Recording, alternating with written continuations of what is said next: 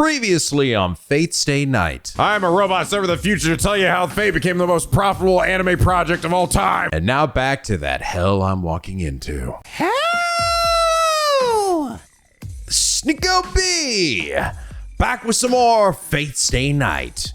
When we last left off, here's a guy, here's a girl.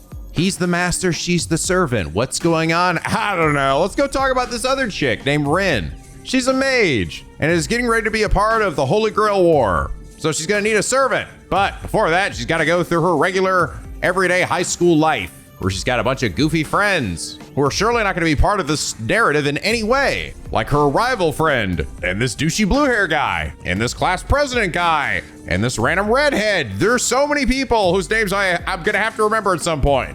But finally it's time, and after gathering all the gems and energy she needs, she finally summons her servant at the wrong time of day. Ah, balls. Instead of getting a saber like she wanted, she gets this guy.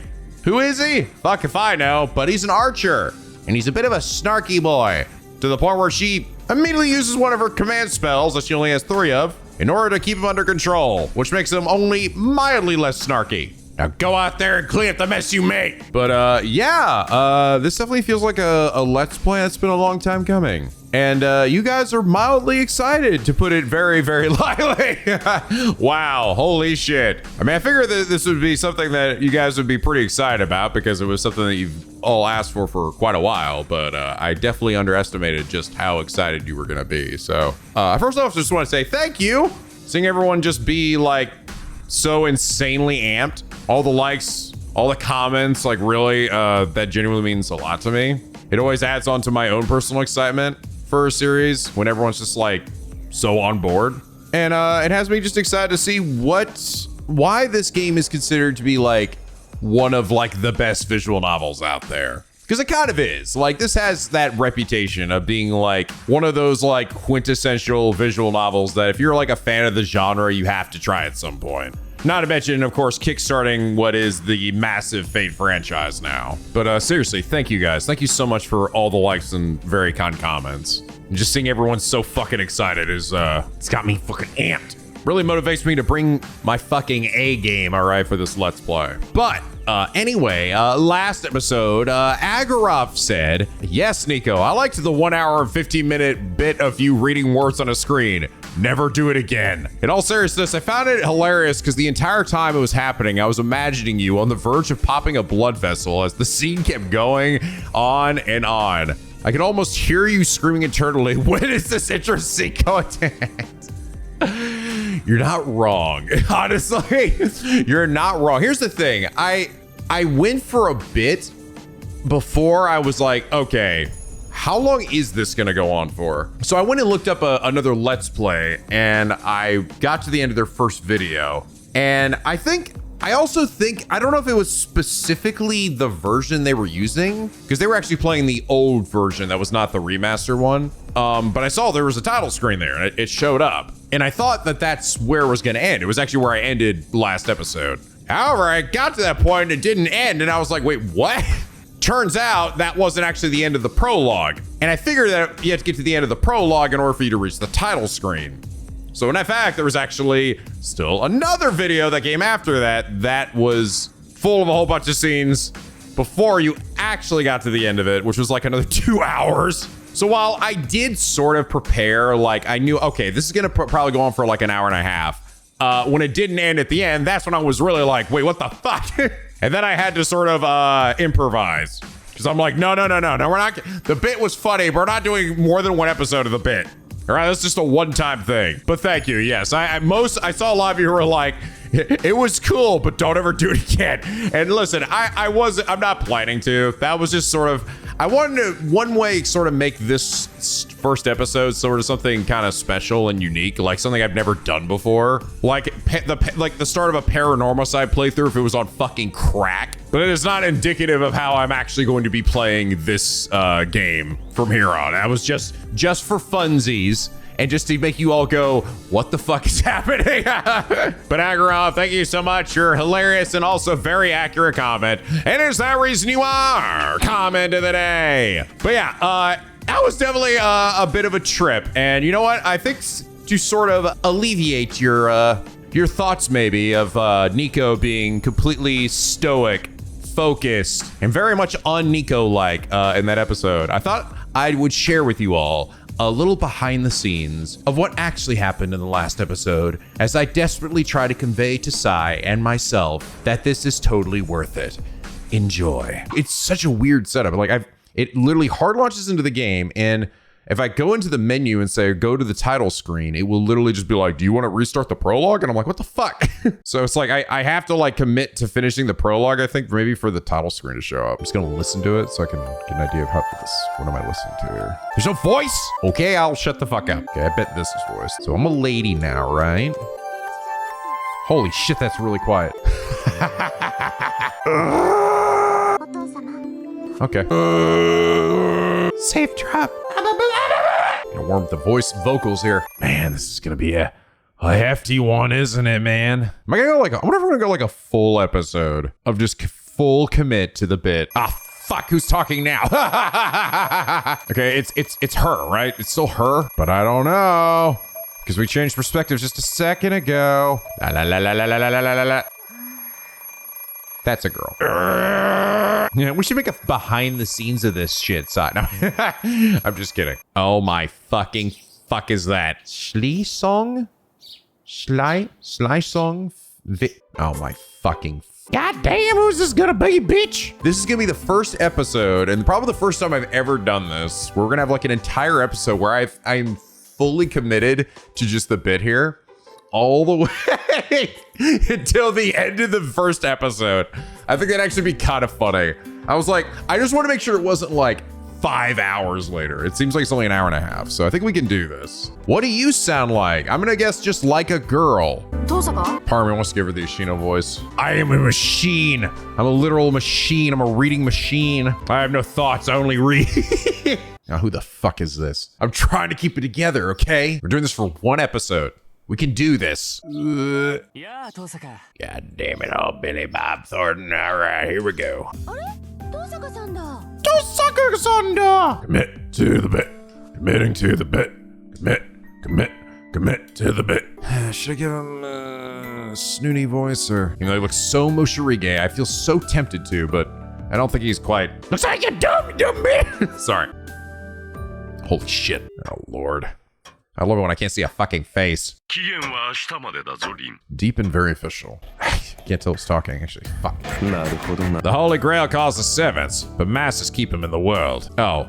Oh no, she said that, okay. Oh my god, really? Is there no fucking title screen? Oh my god, I'm gonna lose my mind. Did this person edit this shit in here? How does this work? Is there no title screen in this fucking version of the game? How long does the prologue go for? It's... Oh my god, I'm fucking wrong side. Shit. No, as in fact, there's like another 2 hours, it looks like. And it seems like the version they had actually had a title screen from the fucking beginning. For some reason, this one just doesn't. It just goes into it. And there's no way for me to get a fucking title screen. Like, how is it? What kind of weird fucking game is this? I'm just gonna skip through this part and then I'll get a fucking title screen. It's not easy being a content creator. Sometimes the game works actively against you. Against your formatting. And you're just like, why? Why would you do this to me? I just want to make a fucking video series about you, you stupid shit. Fuck. I gotta make this shit so fucking difficult. Okay, I think we're gonna be close to... That was so much button mashing. You see? I tried, okay? I put a lot of effort into that. It was not as easy as I made it look. Assuming I actually did it all. But anyway, so... A few things I do want to bring up, because I knew that this would get talked about, and it is, I've seen a little bit of a discourse around it. For the most part, you guys seem like you're pretty cool with me voicing the game. There are people in the comments that are like, would really love it if you did have the voices on, and I understand, trust me. This is not something that I'm making, like a decision I made just like willy-nilly. Because like I said, I did this for Steins Gate Zero, the last visual novel that I played. It's one of those things that I really understand the value now, especially these days, of having someone actually read the story to you. And your argument may be like, well, Nico, you've played other games like Yakuza, right? Which has a ton of Japanese dubbing, right? I play the Japanese dub, not the English dub, and subtitles. How is that different from this? The difference between that, like a Yakuza game or a regular video game versus a visual novel is that it's got a lot of gameplay, things you can also look at and keep track of, right? Visual novels will have CGs and things like that, but in a lot of ways, they are just stories. There's no gameplay or anything to really like keep you necessarily focused. And for things like this, I very much see a lot of these kinds of videos to be sort of like podcasts. They're things that are easy and nice to be able to listen to in the background. But if you're constantly having to then turn to the screen and read it every time a character talks throughout the entire game, it could be a little hard. And that was something that I realized in my Steins Gate Zero playthrough, or something at least I didn't realize at the time until afterwards, that it's like, yeah, that's kind of a big part of it. And obviously, yes, the other part is the ad-libbing, my voices, my choices and things to give a very unique experience for my playthroughs, which I do think is valuable and fun. Of course, I understand I am not like obviously a professional crazy voice actor. I'm also going to be voicing a lot of ladies whom I'm sure their voice actors were wonderful and they did an incredible job. But I've honestly just learned over the years that people really generally are pretty cool with me doing the voices for a lot of these games when I have the opportunity. When I did Steins Gate Original, I really did not get much problem or flack for me turning off all the voices. Or even back in the old days when I did like the early Danganronpa games before they had English dubs. When I did the original Danganronpa, there was a Japanese dub over that I muted and I voiced everything. And I really didn't get too much flack for it. Mostly because I think people probably bail after the first episode when they see that happening, and then everybody else sticks around and is usually okay with it. As long as I get a voice that matches the character. And I do realize that I still have a few voice adjustments to make here. It's not always, I don't always get it right the first time. So I've already seen a few people bring up like a few characters that might need some adjustments. I'm going to do my best to try to give people at least as unique voice as I can. I'm also going to do my best to try to really go above and beyond with decent acting for characters, right? The bright side is I've gotten better at this over time. But if there's a voice that you feel like isn't maybe fitting a character as well, let me know and I will try to adjust it if I can. I also do want to say that, as maybe was noted in the behind the scenes, I actually was listening to the voices for the characters. Like I did turn them on and listen to them and try to get like an idea. But sometimes you have to really get like into the headspace of like, where are they going with this character? What kind of archetype are they? And what is like the best like fit? And sometimes that isn't always like immediately apparent. So like Archer's voice, I'm going to try to adjust his a bit. People said that they thought Shinji's voice wasn't quite right either, so I'll try to adjust that as well. I did see some people say that they thought that the Ashina voice would have been better for Fujimura instead of with Mitsuzuri.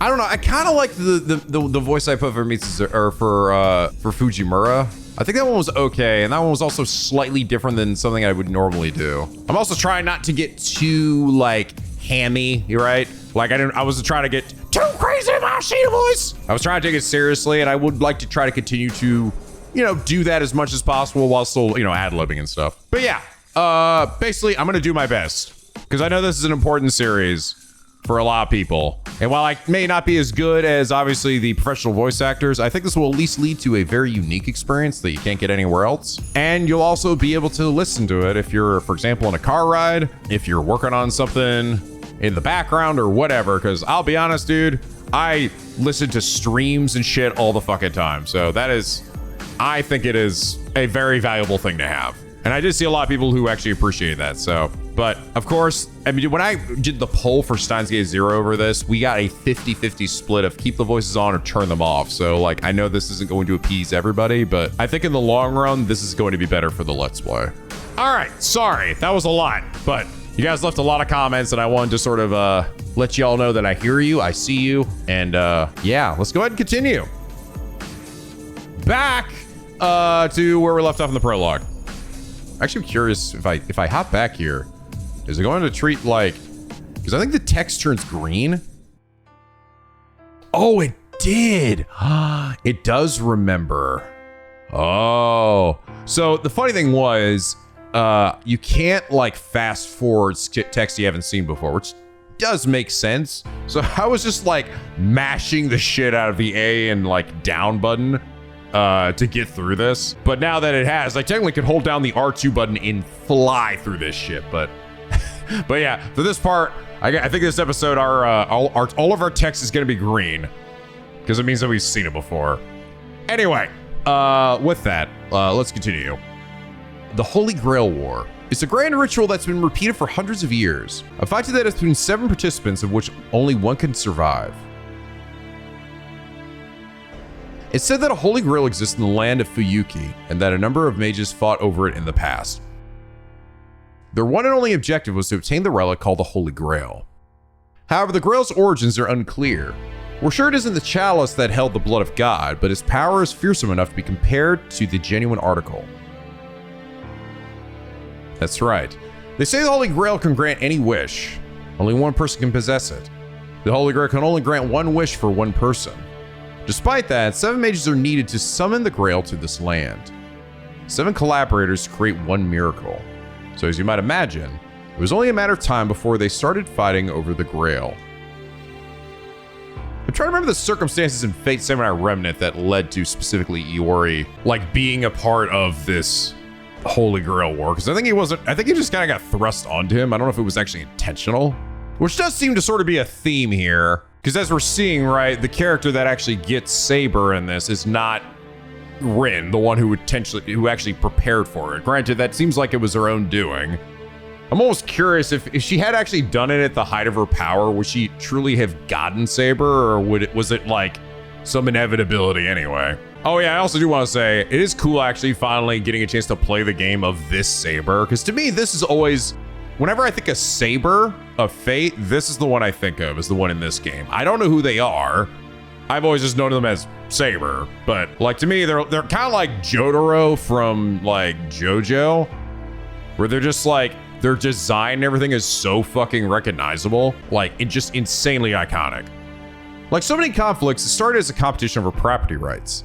The 7 mages equally use the power of the Holy Grail to summon their respective familiars, then do battle over the Grail itself. Only one mage can obtain the Grail. As a result, 7 people who started as colleagues ended up in a ferocious battle to the death. That's the gist of the ritual known as the Holy Grail War, a struggle for ownership between mages.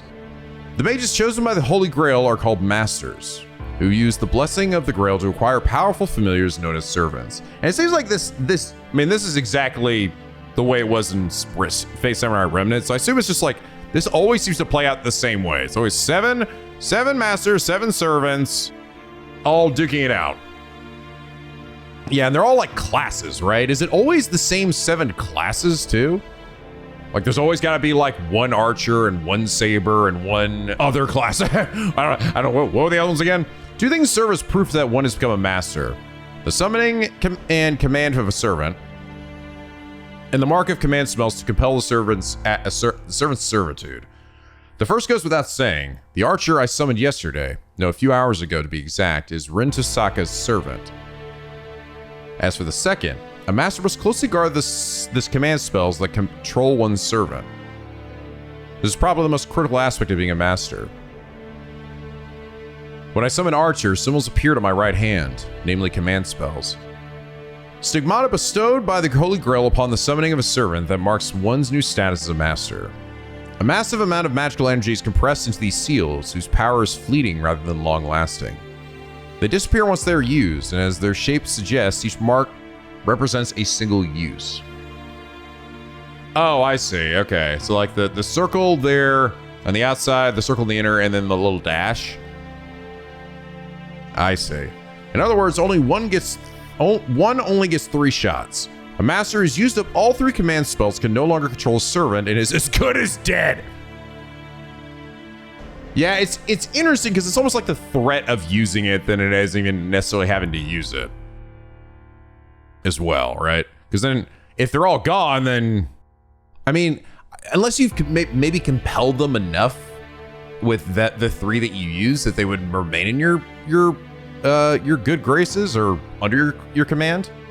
Therefore, command spells must be handled with care until the very end, since they're as valuable as one's own life. It pains me to no end that I burned one right off the bat, but it wasn't a total waste, so I'll chalk it up as a win. After all, a servant could turn on its master at any time. If one command spell is what it takes to put a collar on him, then I consider it a fair trade. That's about it for the broader strokes of this business. Once 7 servants have been summoned, the Holy Grail War will begin. Tonight's sleep will be a fitful one. I don't know when the final master will appear, but they could be right around the corner.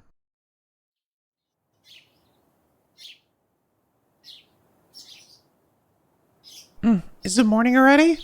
I feel sluggish. My bleary gaze goes up to the window, only to see that it's already bright outside. It's after 9. This doesn't even count as being tardy. After a drowsy check of the clock, I make up my mind to skip school today. Body's heavy. Feels like that business mostly drained me. Sitting up in bed, I heave a long sigh. Not being a morning person isn't enough to explain why I feel so dull. I think Archer mentioned something about it. A master would be out of commission after summoning a servant. That's right. I summoned Archer, not Saber. I remember it all clearly now. I'd rather not, to be honest, but it's not as if denying the facts will let me do it over. It'll take a day or so to recover my power. I'll just treat today like a break-in period. I drag myself out of bed. A mental boxing match rages between the outside air, which is quite warm for winter, and the comfort of my bed sheets. It concludes in a 3-second knockout against the temptation of going back to sleep.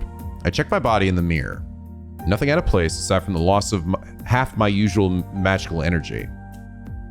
Not that it's a problem. I review the situation. I summon the servant Archer, who doesn't have an ounce of respect for his master. Am I correct? If I remember correctly, didn't Saber or it was Yamato Takaru was the real name? I can't remember. Did they actually also have amnesia? Is that just like a consistent thing that like Fate seems to do? Like I thought I remember them also not exactly remembering who they were. Is that like from like a slightly botched summon or something? Is that just how that tends to go? Like I think I'm already sort of like, even in just aspects of this story, I'm already seeing things that like are kind of similar to how it was in Fate Samurai Remnant, which sort of leads me to believe that there's like certain things, kind of like a Hideo Kojima like Metal Gear game, right?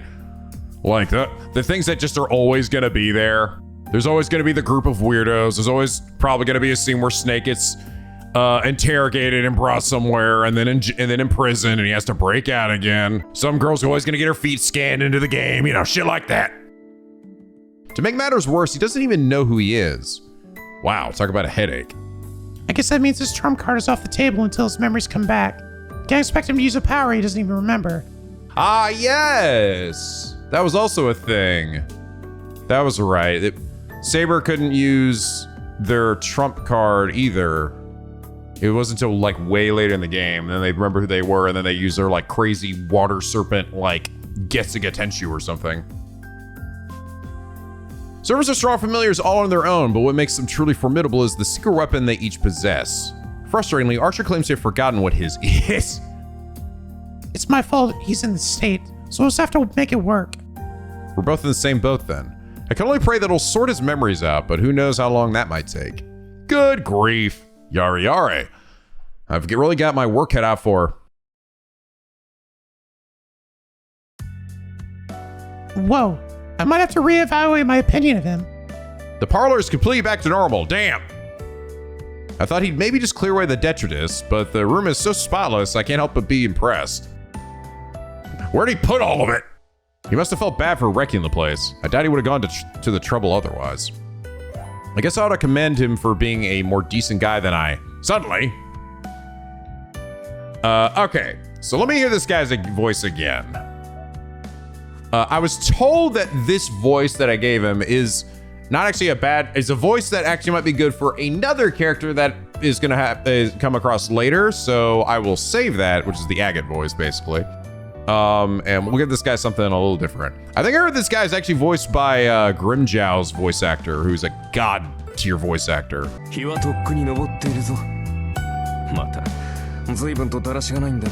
Yeah, that's fucking him, all right. Okay, let me think about this.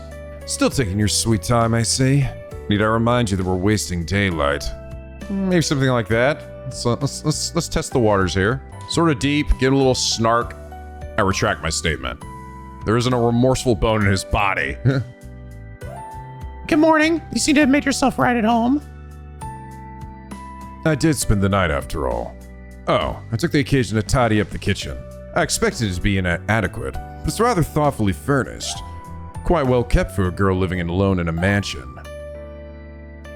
I have a headache. Why do I have to put up with a servant judging my interior decoration? I thought servants all cared only about fighting. Are we sure this guy isn't defective? I see you aren't in your best condition. You were so feisty last night, but the fatigue must have caught up with you. I'll pour you some tea. Hope black is fine. Acting like he owns the place. Without missing a beat, Archer produces a teacup and fills it with the expensive reddish tea he's been brewing. There's a lot I want to say right now, but oddly enough, I can't work up the indignation to. The way he does it also is so refined, I've got to admit he might be rather cultured. You know, he is kind of hot. Fine, I am pretty exhausted, so I'll have some. I sit down in the chair. The teacup is placed soundlessly in front of me. I take a sip. Oh, it's delicious. I expected as much since it's my favorite Chinese tea, a spring harvest hongcha. I'd be upset if it didn't taste good. On that note, I'd normally be upset if someone used my favorite tea leaves without asking. Makes me mad, but the tea was brewed so exquisitely that the pleasure it brings overcomes my anger. Hey, what's so funny?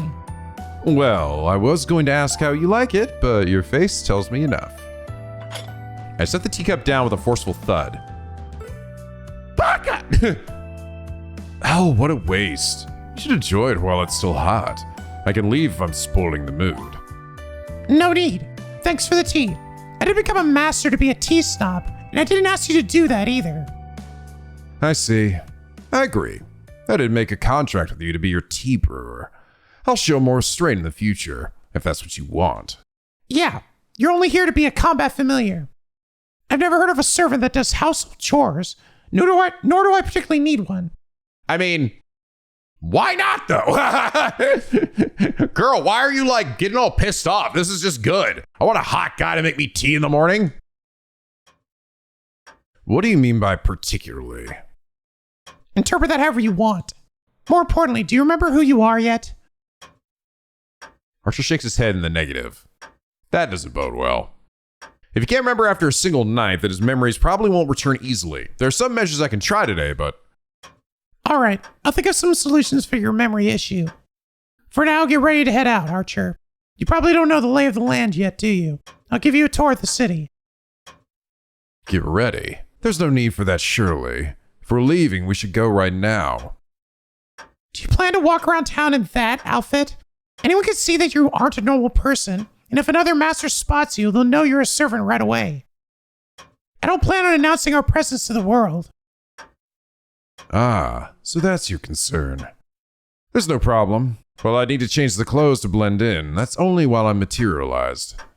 Servants are fundamentally spiritual beings. When we're out of combat, I can take an incorporeal state to reduce the burden on my master. Oh, okay. That's what makes you a heroic spirit. You need your master's magical energy to form a body. So if I cut that supply... We naturally return to spirit form. In this state, servants are more like guardian angels. We can only be observed by masters connected to a ley line. Of course, we're still capable of conversation or reconnaissance. Wow, that's handy. That would make it really hard for other masters to locate you. Yes, but just as mages can sense other mages, servants can sense other servants. A servant who is skilled at magecraft may even be able to locate other servants from afar.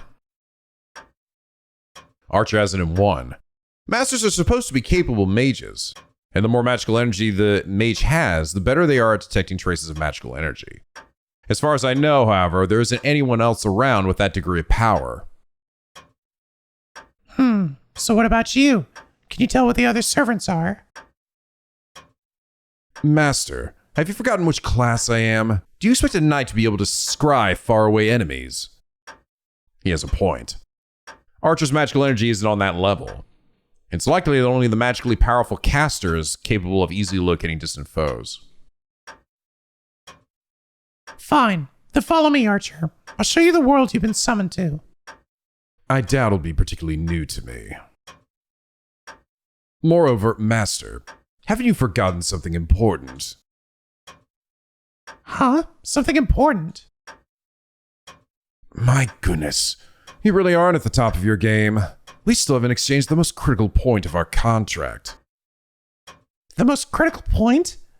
Is he demanding equivalent exchange? No, that can't be it. The chance to take part in the Holy Grail War is already reward enough for a servant. There shouldn't be anything else left to trade. Wow, you really aren't a morning person. Archer sounds exasperated. His oh-so-sardonic manner of speech finally gives me an idea. Come to think of it, he's never once called me by my name. Oh, crap. My name. Finally caught up, are we? Suppose it isn't too late. So, Master, what is your name? What shall I call you? Archer sounds sulky. He's sad. Oh man, he really is a decent person. She keeps flip-flopping like every 2 seconds. And then, no, fuck it! I'm sure of it now. After all, there's no tangible benefit to exchanging names. Servants are forcibly bound to their masters by the command spells. While names are key to contracting with a regular familiar, there's no need for a master and a servant to be so intimate. But it's important to Archer. He's clearly trying to establish trust between comrades in arms, regardless of the command spells. I'm Rin Tosaka. You can call me whatever you want. I answer in a clipped tone, unwilling to let slip any admiration. He'll probably just call me something impersonal like master or hey you, that girl, yeah, you dude, yeah, you, which works out just fine for me. Except Archer chews on Rin Tosaka for a moment. Then, Rin, yes, a sound of that suits you very well. He says something really forward. What's wrong, Rin? You look unwell. That's right, because in Japan, though, you're saying the first name basis? That's a big level of familiarity, right? Shut up, Baka! We're leaving, Archer. This is no time to be sitting around. I turn on my heel and storm away huffing. I'm starting to think Rin might be like one of the OG like tsunderes here. He's like, this story is from like the early 2000s, I think. It's pretty fucking old. It's so infuriating. I'm not even sure why. Damn that Archer, damn it! He said just to mess with me? I bet he did. Definitely sounds like something he'd do. Yeah, I'm sure that's it. Yeah, fuck him and his stupid fucking rock hard abs and his huge dick. Must be all part of his plan to get me all flustered. I better be careful. God damn it, yeah. Better be careful, this big sexy dude. Gotta work with this wise guy from here on out.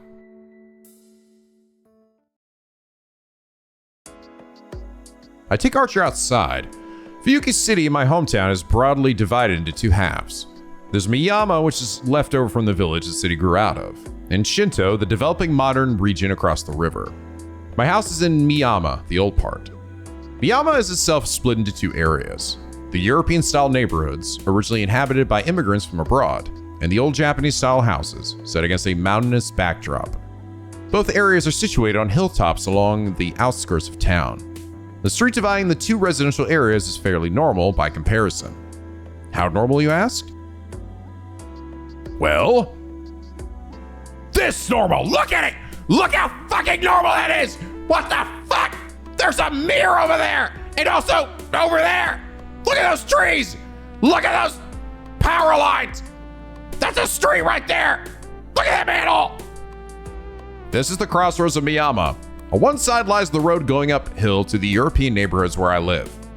Opposite is the road to the Japanese houses, and between them is the path leading into Shinto, where my school and the shopping areas are, as well as Ryudo Temple in the mountains.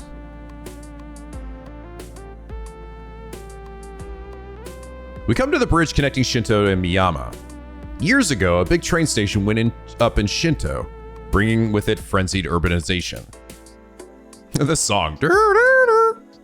They may belong to the same municipality, but Miyama and Shinto couldn't be more different. I do like the music though in this. It's a vibe. The name Fuyuki, written with the kanji for winter tree, is supposedly inspired by the long winters here, which by the by are pretty long. I will say I like the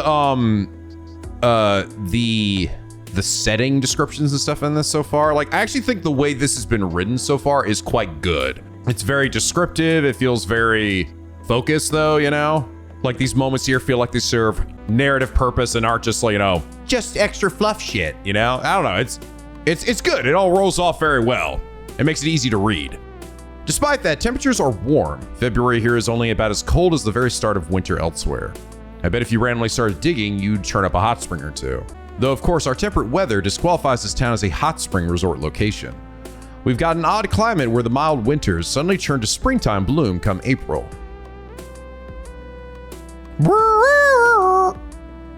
This is what Shinto looks like. A number of tall buildings have been erected as if in a hurry, giving the hastily developed city a distinctly artificial feel. It all happened in the last decade or so too. 10 years ago, there was a large fire that wiped out a residential area. Someone built a bunch of glass and metal buildings on the depopulated land. And here is the center of it all. This is Shinto Park. What are your thoughts now that we've been onto all the key spots? I ask Archer, who's next to me. Of course he's invisible. It's a big park. Is there a reason why nobody's here? Feels that way, doesn't it? There's a story behind it, actually. I look out over the park. You'd think that a wide open space like this would have children playing on it even on a weekday. But instead, there are only a handful of people. The place feels dull and lifeless. It was 10 years ago. Apparently there was a big fire that burned for an entire day and only went out once it rained. Although the town was rebuilt, this place stayed basically the same. The burnt meadow eventually got turned into a park. Archer says nothing, but I can tell he says something odd even if I can't see him. Noticed, have you? That's right. This is where the last battle of the previous Holy Grail War was fought. It all ended here. Oh. Okay, that was 10 years ago, huh? So these actually happen like relatively frequently, it seems like.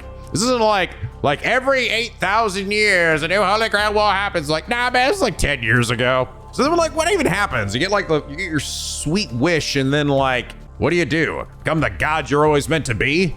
Figure what you wish up for? I see. So that's why there's so many grudges here. Huh? You can tell? Servants are spirits first. Our very existence is similar to grudges or obsessions.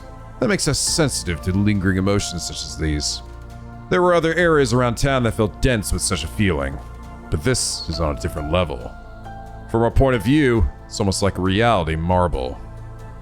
Tasaka mutters under her breath. Archer's inflectionless voice mentions an unusual bit of magical jargon.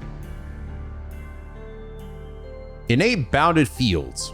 Mages call them reality marbles. Reality marbles are considered one of the apexes of magecraft. They're said to be infinitely close to true magic. For the last few centuries, bounded fields have served as mages' defensive barriers. To put it in simple terms, they're like a home security system with the real teeth.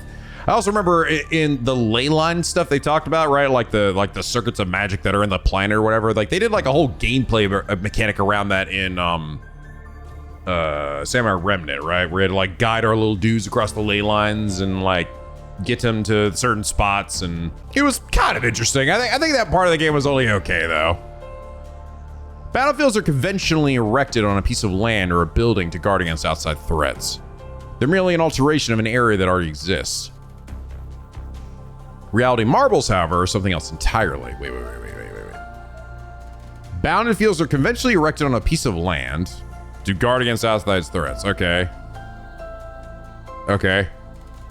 All this jargon. You can think of them as a space that consumes reality itself. When a mage materializes their imaginary world, a representation of their mind, and overwrites the real world with it, we call the resulting field a reality marble. Is this like it's like Ichigo going into his like little skyscraper city place in his mind, but it's like making that also a reality? Because that's really like totally just in his mind and not like in the real world. It's a large area magecraft that twists, rebuilds the world according to a mage's wishes. I don't know if I remember that being in Faith Samurai Remnant, at least not offhand. Though maybe it was and they didn't refer to it as much. Rin, is something on your mind? No. I was just a little surprised. I didn't expect to hear the words reality marble from an archer. Is it so strange that I'd know it? Well, yeah. To mages, reality marbles are a taboo among taboos. Some of the most esoteric arts out there. It doesn't make sense that an archer would know what they are. I shoot a quizzical gaze in his general direction. In reply, I feel an incorporeal sigh. Rin, the word hero implies someone familiar with both martial and magical arts. You're free to assume that your archer only knows how to use a bow, but hope you don't hold the same illusions about the other servants. Oof. That does make sense when he puts it like that. Okay, I get it. I didn't think that through, and I'll be more careful next time. That good enough for you? Rin, let me be blunt. You are certainly talented, but that makes you tend to underestimate other people. You should break that habit before you become an adult. You really don't know when to stop, you know that? But break my habit? He's talking about me like an unruly racehorse. Gotta break him in. Oh, forgive me. I didn't mean to suggest you're a horse, but it did feel like an appropriate choice of words. Hey, that's just as bad. Ow! My right hand suddenly flares with pain. Rin? Quiet down for a sec, Archer. The command spells on my right hand hurt. They're throbbing, almost like a dull alarm warning their owner. Someone's watching us. I scan my surroundings. I mentally weave a detection web and cast it out over the park. I can't find them. Any luck, Archer?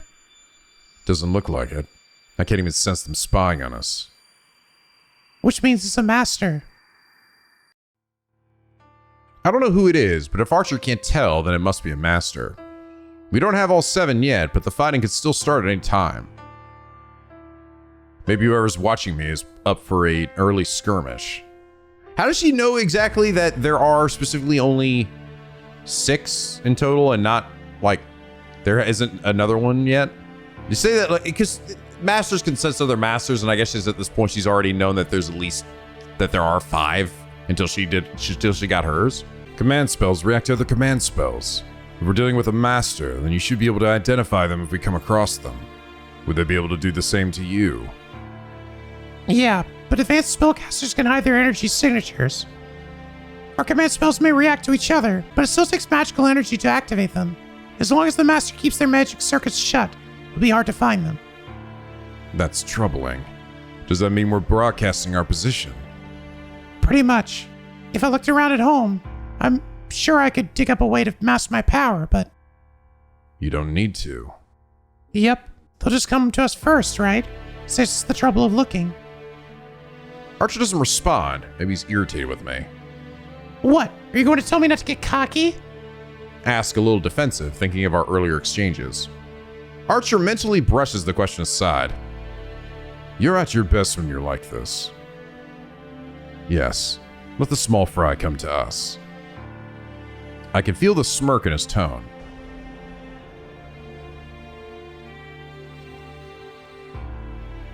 I'm not saying I like what he said, but it is enough of an olive branch, I suppose.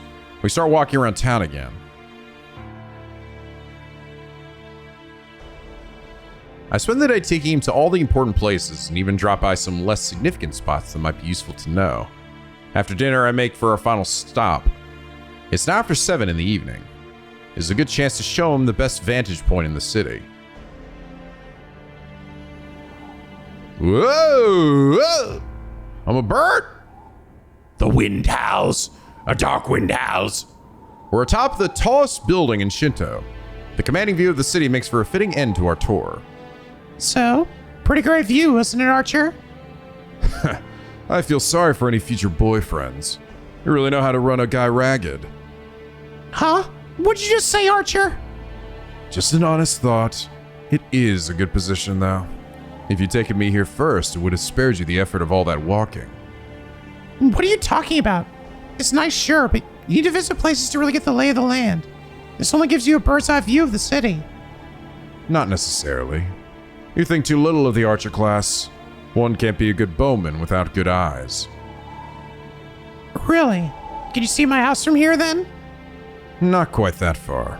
Just to the bridge or so. I can count the number of tiles there at least. No way! The tiles on the bridge? Didn't expect his vision to be as good as the telescopes I often see on rooftops. Sharp eye doesn't begin to cut it. I'm surprised. You really are an archer. Rin, are you mocking me? Of course not. I just didn't take you for the bow and arrow type. My mistake. That's a misconception we'll have to address once we go home. With that, Archer goes quiet for a while. He must like the landscape from up here. He's probably considering the layout of the city. I shouldn't interrupt him while he's thinking. I step away from Archer and approach the edge of the rooftop. All I can see from here are the lights below. Headlights flow through the streets, and I can make out people on the way home from work. I can't tell what kinds of cars they are, or who exactly is walking. I can see them, but not clearly. It's not unlike how I could tell someone was watching me earlier, even if I couldn't pinpoint them. At the very least, I know someone's made their base in Shinto. I squint down toward the ground. There are 7 masters in total. I don't know who they are, nor which servants are with them. At this point, every master is probably gathering intelligence on their rivals. Suddenly, I feel someone's eyes on me. There's no reaction from my command spells. I simply sense that someone else is looking at me. Down there? I peer down. People are walking on the street, but one in particular is gazing up at me, as if staring at the moon. I'm not sure exactly who that is. I can't say for certain, and yet I know exactly who. Can't believe that guy. What's he doing out this late? Have you found an enemy, Rin? Archer calls out to me. Maybe he can make out my rising hostility. Not really. It's just someone I know. A normal person who has nothing to do with us. Unable to clamp it down, I irritably snap back at him and step away from the roof's edge. He couldn't have seen me from the ground. I'm sure it was just a coincidence. I haven't given myself away. And yet, my mate decided screaming at me for allowing an eyewitness to catch sight of me.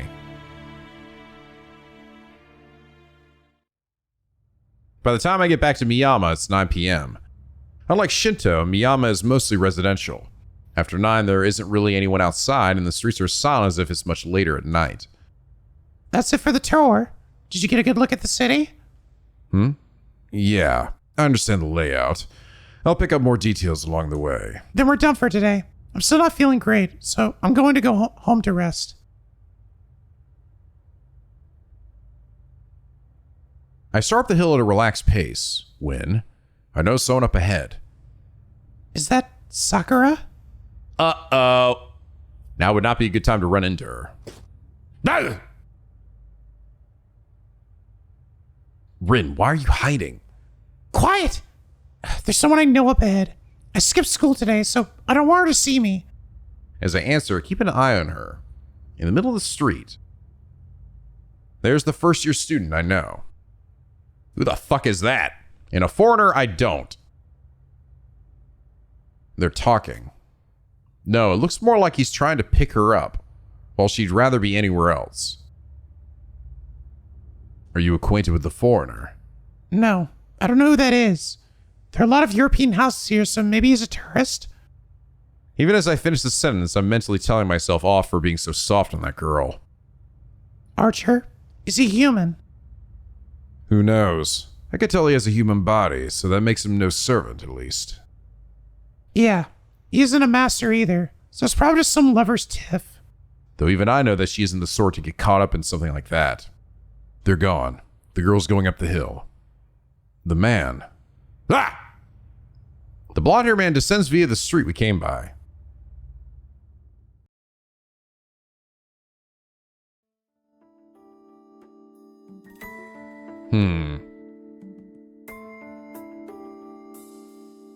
That guy did look a bit like Gilgamesh, I will say.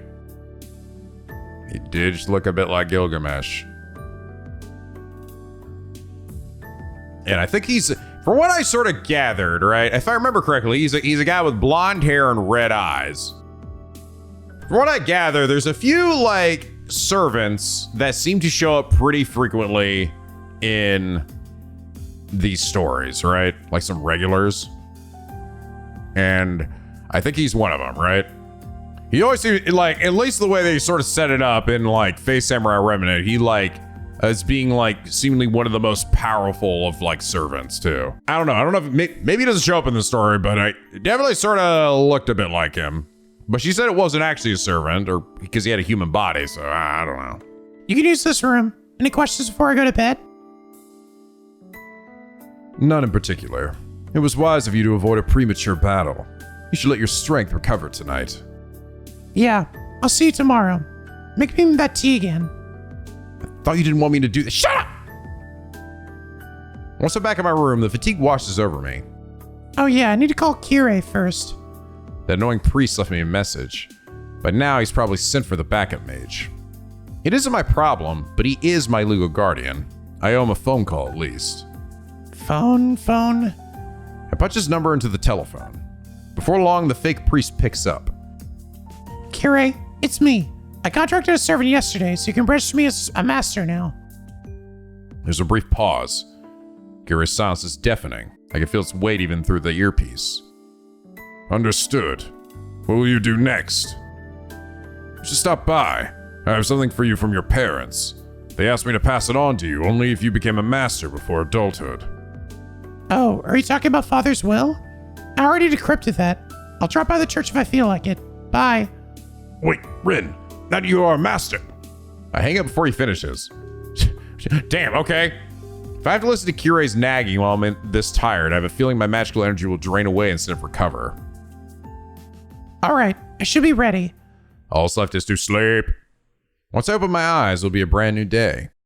10 years ago, I'll never forget that fucking day.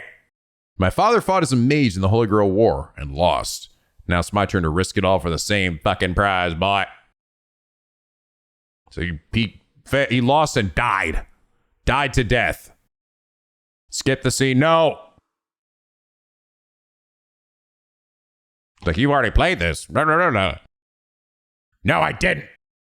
It's also funny. It's actually like a date thing here, right? Like I'm playing Persona or something. The day has changed. And after breakfast, I lay out my plans for the day. You're going to school.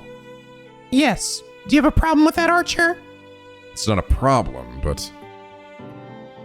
Archer looks reluctant, but doesn't protest. After spending a whole day with me, he probably understands now that Rin Tosaka doesn't go back on her word when she's made up her mind. I can sense his disagreement even if he doesn't voice it, but I've also learned that Archer has a sincere side beneath all that sarcasm. He won't whine about a decision he's accepted. Yep, he's loyal and awkward, like that. That's what my intuition says, at least, after watching him yesterday. Rin, now that you're a master, you need to always be wary of enemy masters. If you're ambushed at school, it'll be difficult to protect you. Not necessarily. Listen here, Archer. I don't intend to alter my lifestyle just because of this. Besides, masters fight out of public view, don't they? I don't think anyone would try to sneak up on me in front of everyone at school. If that's your choice, then I'll follow along. But at least let me stand guard in spirit form. Surely you don't intend to go there without me. Of course not. You'll stay with me whenever I'm outside, not just at school. That's a servant's job, so I'm counting on you. I'm glad to hear it. A knight has a duty to repay his lord's trust. You won't be disappointed. Still, hypothetically speaking, what would you do if the enemy was in a place you thought was safe? Are we supposing that there's a master at the school? Yes. Well, it's hard for anyone who isn't a student or teacher to enter. It could spell trouble if a master is already infiltrated. I don't think that's likely. The Tosaka are the only functioning mage family left in this town. The other one's gone belly up, so they won't produce any masters. How do you know? Hey, if there's any other mage families in Fuyuki besides the Tosaka, you can bet I've looked into them already. He isn't a master. As the heir to that family, he can't wield the strength to become one. We can safely ignore them. I see. So there is another mage at your school, but they lack the magical energy to be a master. That's right. Most of the other masters will be coming from the outside. They wouldn't be at my school. Okay, sure. Yeah, sure, you're totally right about that, Rin. For now, perhaps. But there are exceptions to every rule, Rin. What will you do if you encounter an unknown mage at school? I'm telling you, it won't happen. Mages are sensitive to each other. I spent a whole year at that campus, so I'd be able to sense any mage no matter how hard they try to hide. I'm certain that there are only 2 mages at school, me and that Proby without enough power to be a master. Get it now? You're just being paranoid. The scenario you're imagining won't happen. That's why I said hypothetical. But the unexpected has a way of happening. Sometimes destiny decides to make the impossible come about. If we find ourselves in such a situation, I hope you'll remember not to take it out on me. Archer chuckles dryly. His smug attitude already makes me want to do exactly that, but I'll be late for school if I let him keep pushing my buttons. Look, it won't happen. It's a what if because it would never happen in the first place. And if it does, it would just mean that I was too naive. I'll remember you said that. Let's get going then. It takes 30 minutes to get to your school, so you better leave soon if you want to be on time.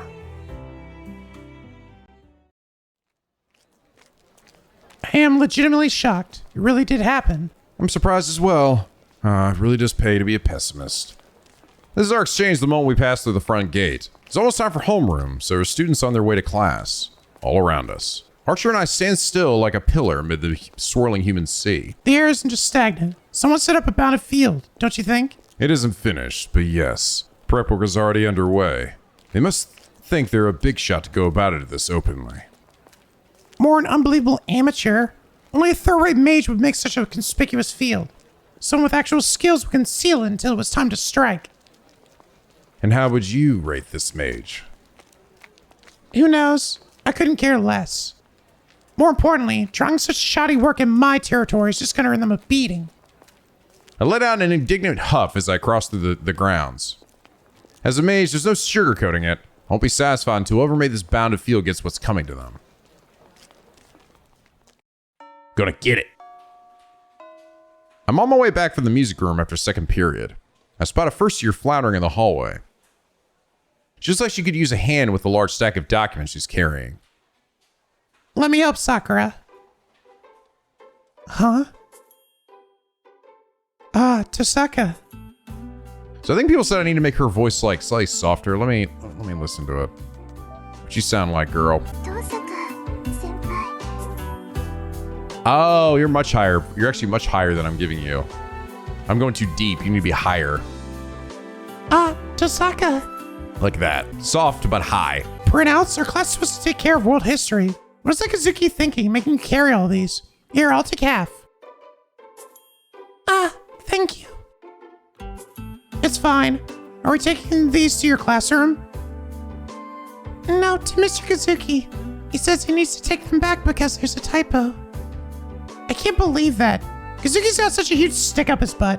He wants to spend an entire exam over a single typo. You mean an exam here at this school? Yeah, it was during midterms last year. It was near the end when everyone's answer sheets were already filled. He just came up and said there's a typo. The question is incorrect. The exam is suspended and we'll redo it tomorrow. The teachers were as surprised as we were, and people still talk about it. That does sound like Mr. Kazuki. It's the type of person who believes teachers shouldn't make any mistakes, but he goes overboard.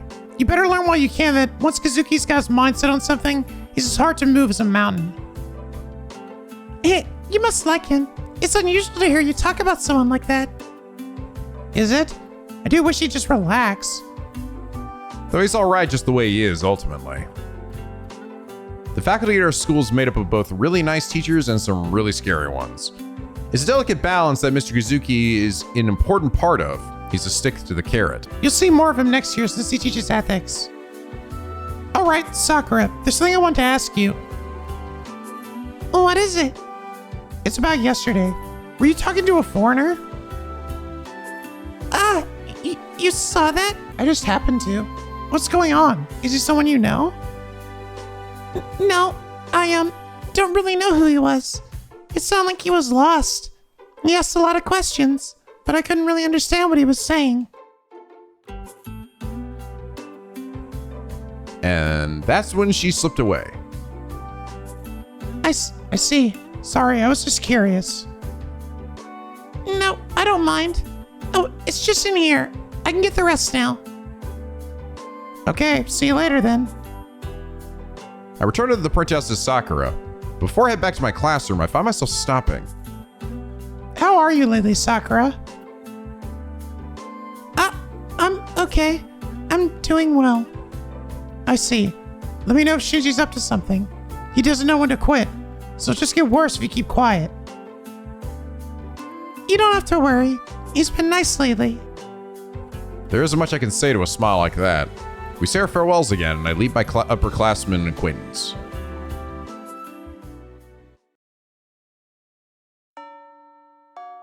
The school day is over. The classroom's steadily empty, and the campus darkens by the hour. The crimson sun will set soon. Once night falls, there won't be anyone left around. Let's begin, Archer. First, we'll investigate the bounded field.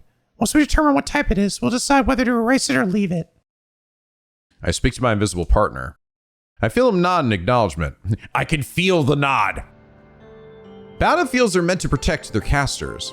You can consider them a terrain-based magecraft formed by weaving magical energy into a net and applying it to the earth to affect the inside of the field. There are countless types of effects they can have, ranging from wards that isolate an area from the outside world to avoid detection, to fields that limit the type of magecraft that can be activated within.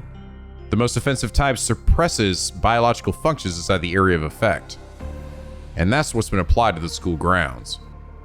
While it isn't finished, everyone in the school will collapse once it's activated. Hey guys, how you doing? Damn. Just fucking, like, no living things allowed in here. Something like that wouldn't work on me though, because I'm just built fucking different. Bounded fields are, after all, targeted at the area I'm in, not me specifically. Such indirect magical interference won't affect a mage with magical energy flowing through her body. Similarly, the electrical charges that flow in the atmosphere won't disturb the electrical currents within my body. That means that the bounded field has some other purpose. Whoever it is that put this thing here isn't trying to defeat a master with it. I don't want to believe it, but they're targeting all the people within the school. They just want to fucking murder people. Yeah, fuck them kids. There's only one other possible reason for that. It's a thought I can't stomach. After checking all around the campus, I finished my search on the roof. It's thoroughly dark outside now. The school gates shut at 6 p.m. and it's now 8 p.m. Archer and I are the only ones left, and Archer is in his spirit form. That makes the 7th one. Looks like this is the origin point. There are 8 symbols boldly drawn on the roof. They're purplish red marks that only a mage can see. I've never seen or heard of sigils like these. Well, they've got me there. I don't know what to do about this. Whoever set up this bounded field did it recklessly. But while imprudent, the magical working itself is an order of magnitude beyond my own skills. I could temporarily erase the energy of the curse, but I have no way to dispel the bounded field itself. All the spellcaster needs to do is supply it with more energy to reactivate the curse's effects. Archer doesn't comment. He's probably remained silent since encountering the rooftop sigils because he too has realized their nature. This bounded field does more than drain its victim's stamina. It will literally melt everyone inside once it's turned on. Ah, damn! Gonna Ark of the Covenant everyone in this fucking school. I'm gonna fucking melt these kids. There are bounded fields which rob victims of their life force and spiritual energy. But the spell has been applied to the school grounds on a whole different level. This is no less than a soul eater, a blood for which melts the human bodies inside it and forcibly collects the souls that ooze out. Gross! Since antiquity, souls have always been difficult to handle. They're theorized to exist and are considered to be necessary components of magecraft, but only one mage has ever proven their existence. Our definition of soul stops at that which examines within and that which is transferred between vessels. To not only extract souls, but then capture them in one place, it defies comprehension. What's a mage supposed to do with a bunch of energy we can't even convert? So if I had to think of a purpose for it. Archer, is that what you and your kind are? Comes out colder than I intended. You surmised correctly. I did say that we are fundamentally spiritual beings. That means we feed on the second and third factors, the soul and the mind. Just as you sustain yourself with the flesh of creatures, we servants derive nutrition from the mind and soul. Slurpity derp derp. While said nutrition doesn't change our base abilities, acquiring more of it does make us more durable. It increases our reserve of magical energy, in other words. It levels them up. He's right. The way to make your own servant stronger is to indiscriminately attack human beings. Cool. So your own master's magical energy isn't enough. It's sufficient, but it never hurts to have more. In war, some weaknesses can be compensated with material when one is lacking in fighting strength. It's a basic strategy for a master to take energy from the humans around them. In that sense, this bounded field is an efficient tactic. So somebody's looking to juice up their servant. Archer's saying that I should murder people and take their power if I want to win. Goddamn, he's fucking right. Let's go on a fucking rampage. Do it, Ren. Do it. It's so simple. I've always known this to be true, and I know it's the path I'm supposed to walk. That really teased me off. Don't ever bring it up again, Archer. staring at the sigil as I make my stance clear. Oddly, Archer sounds just as put off. I agree. I'd never do such a thing. His answer comes firm and resolute. Time to erase this then. It won't do much good, but I can at least slow it down. I approach the sigil and extend my left hand. The magic crest engraved on my arm is like a grimoire passed down through the Tosaka line. A mental switch is flicked. I pass magical energy through the magic crest, load a verse of bounded field erasure, take a deep breath, and activate it. Absuk. Badinon. Misostand. I then send a pulse of magical energy via my left hand. That should wash away the sigil for now. What, you're gonna erase it? What a waste, says somebody. Suddenly! Wait, what does this person sound like? なんだよ、消しちまうのか? もったいね。 Oh, matai. Smug guy. Extra smug guy. Suddenly, a third voice chimes in while I'm casting a spell. I whirl around. Hey!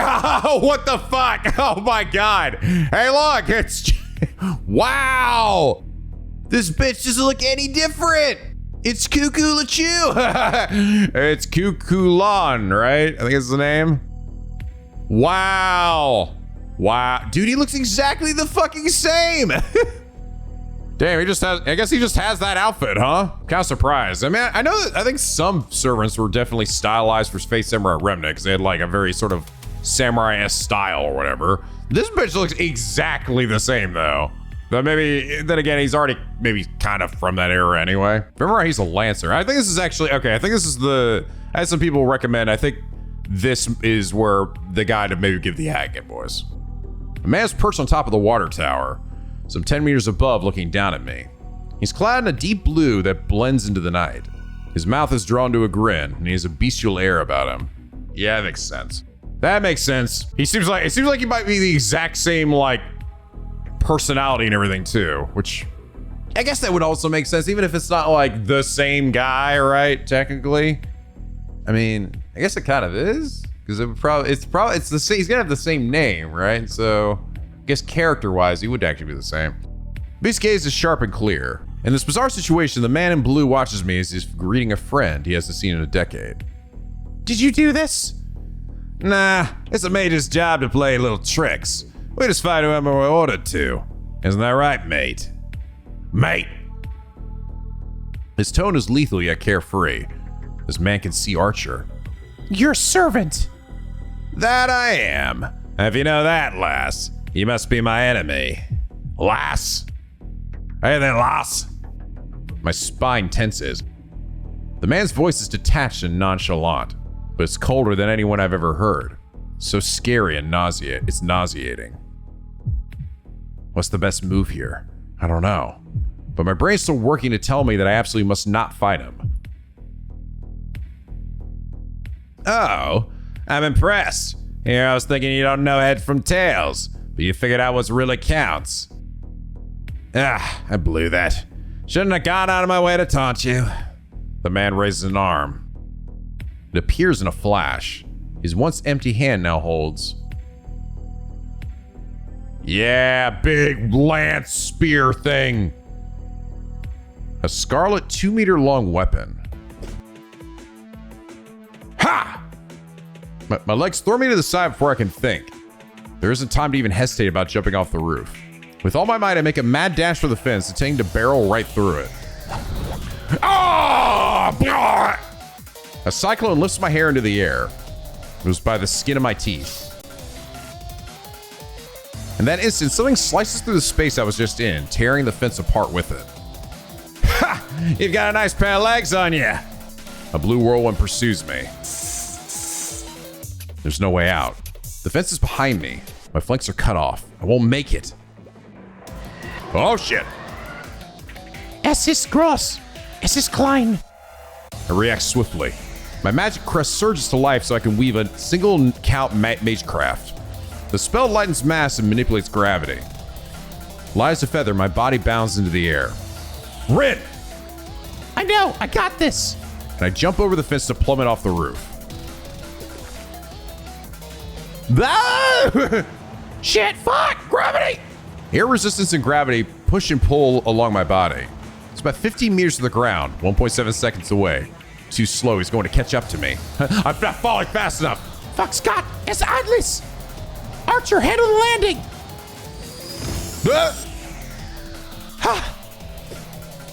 I let Archer absorb the shock of the landing and break into a dash as soon as we touched down. I couldn't stay on that rooftop. We need a less cramped arena from which to maneuver freely.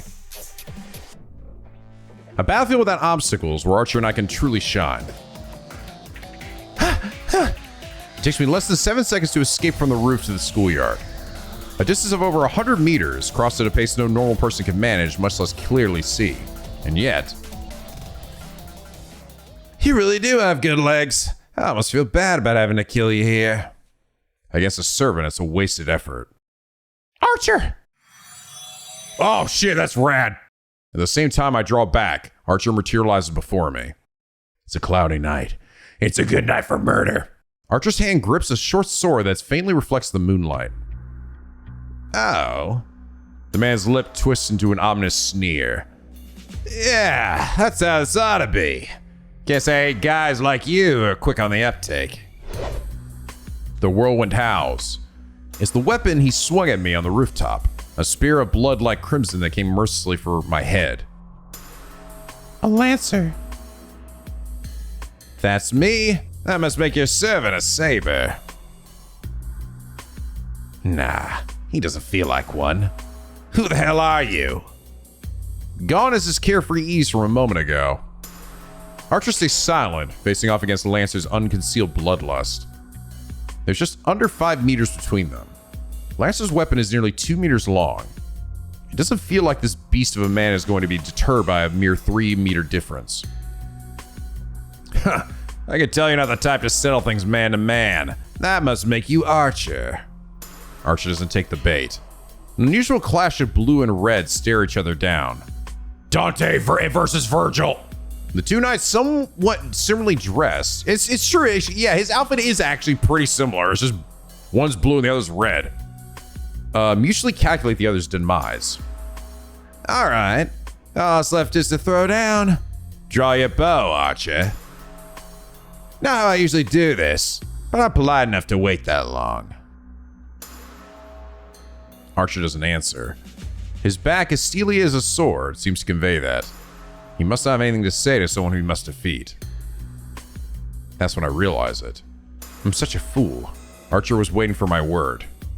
Archer. I call out to him without getting any closer. Don't hold back. Show me everything you've got. Was that a laugh? The Red Knight surges forward, his lips curled in response. Wind swirls. Ah! A scarlet bullet flies forward, blade in hand. Fool!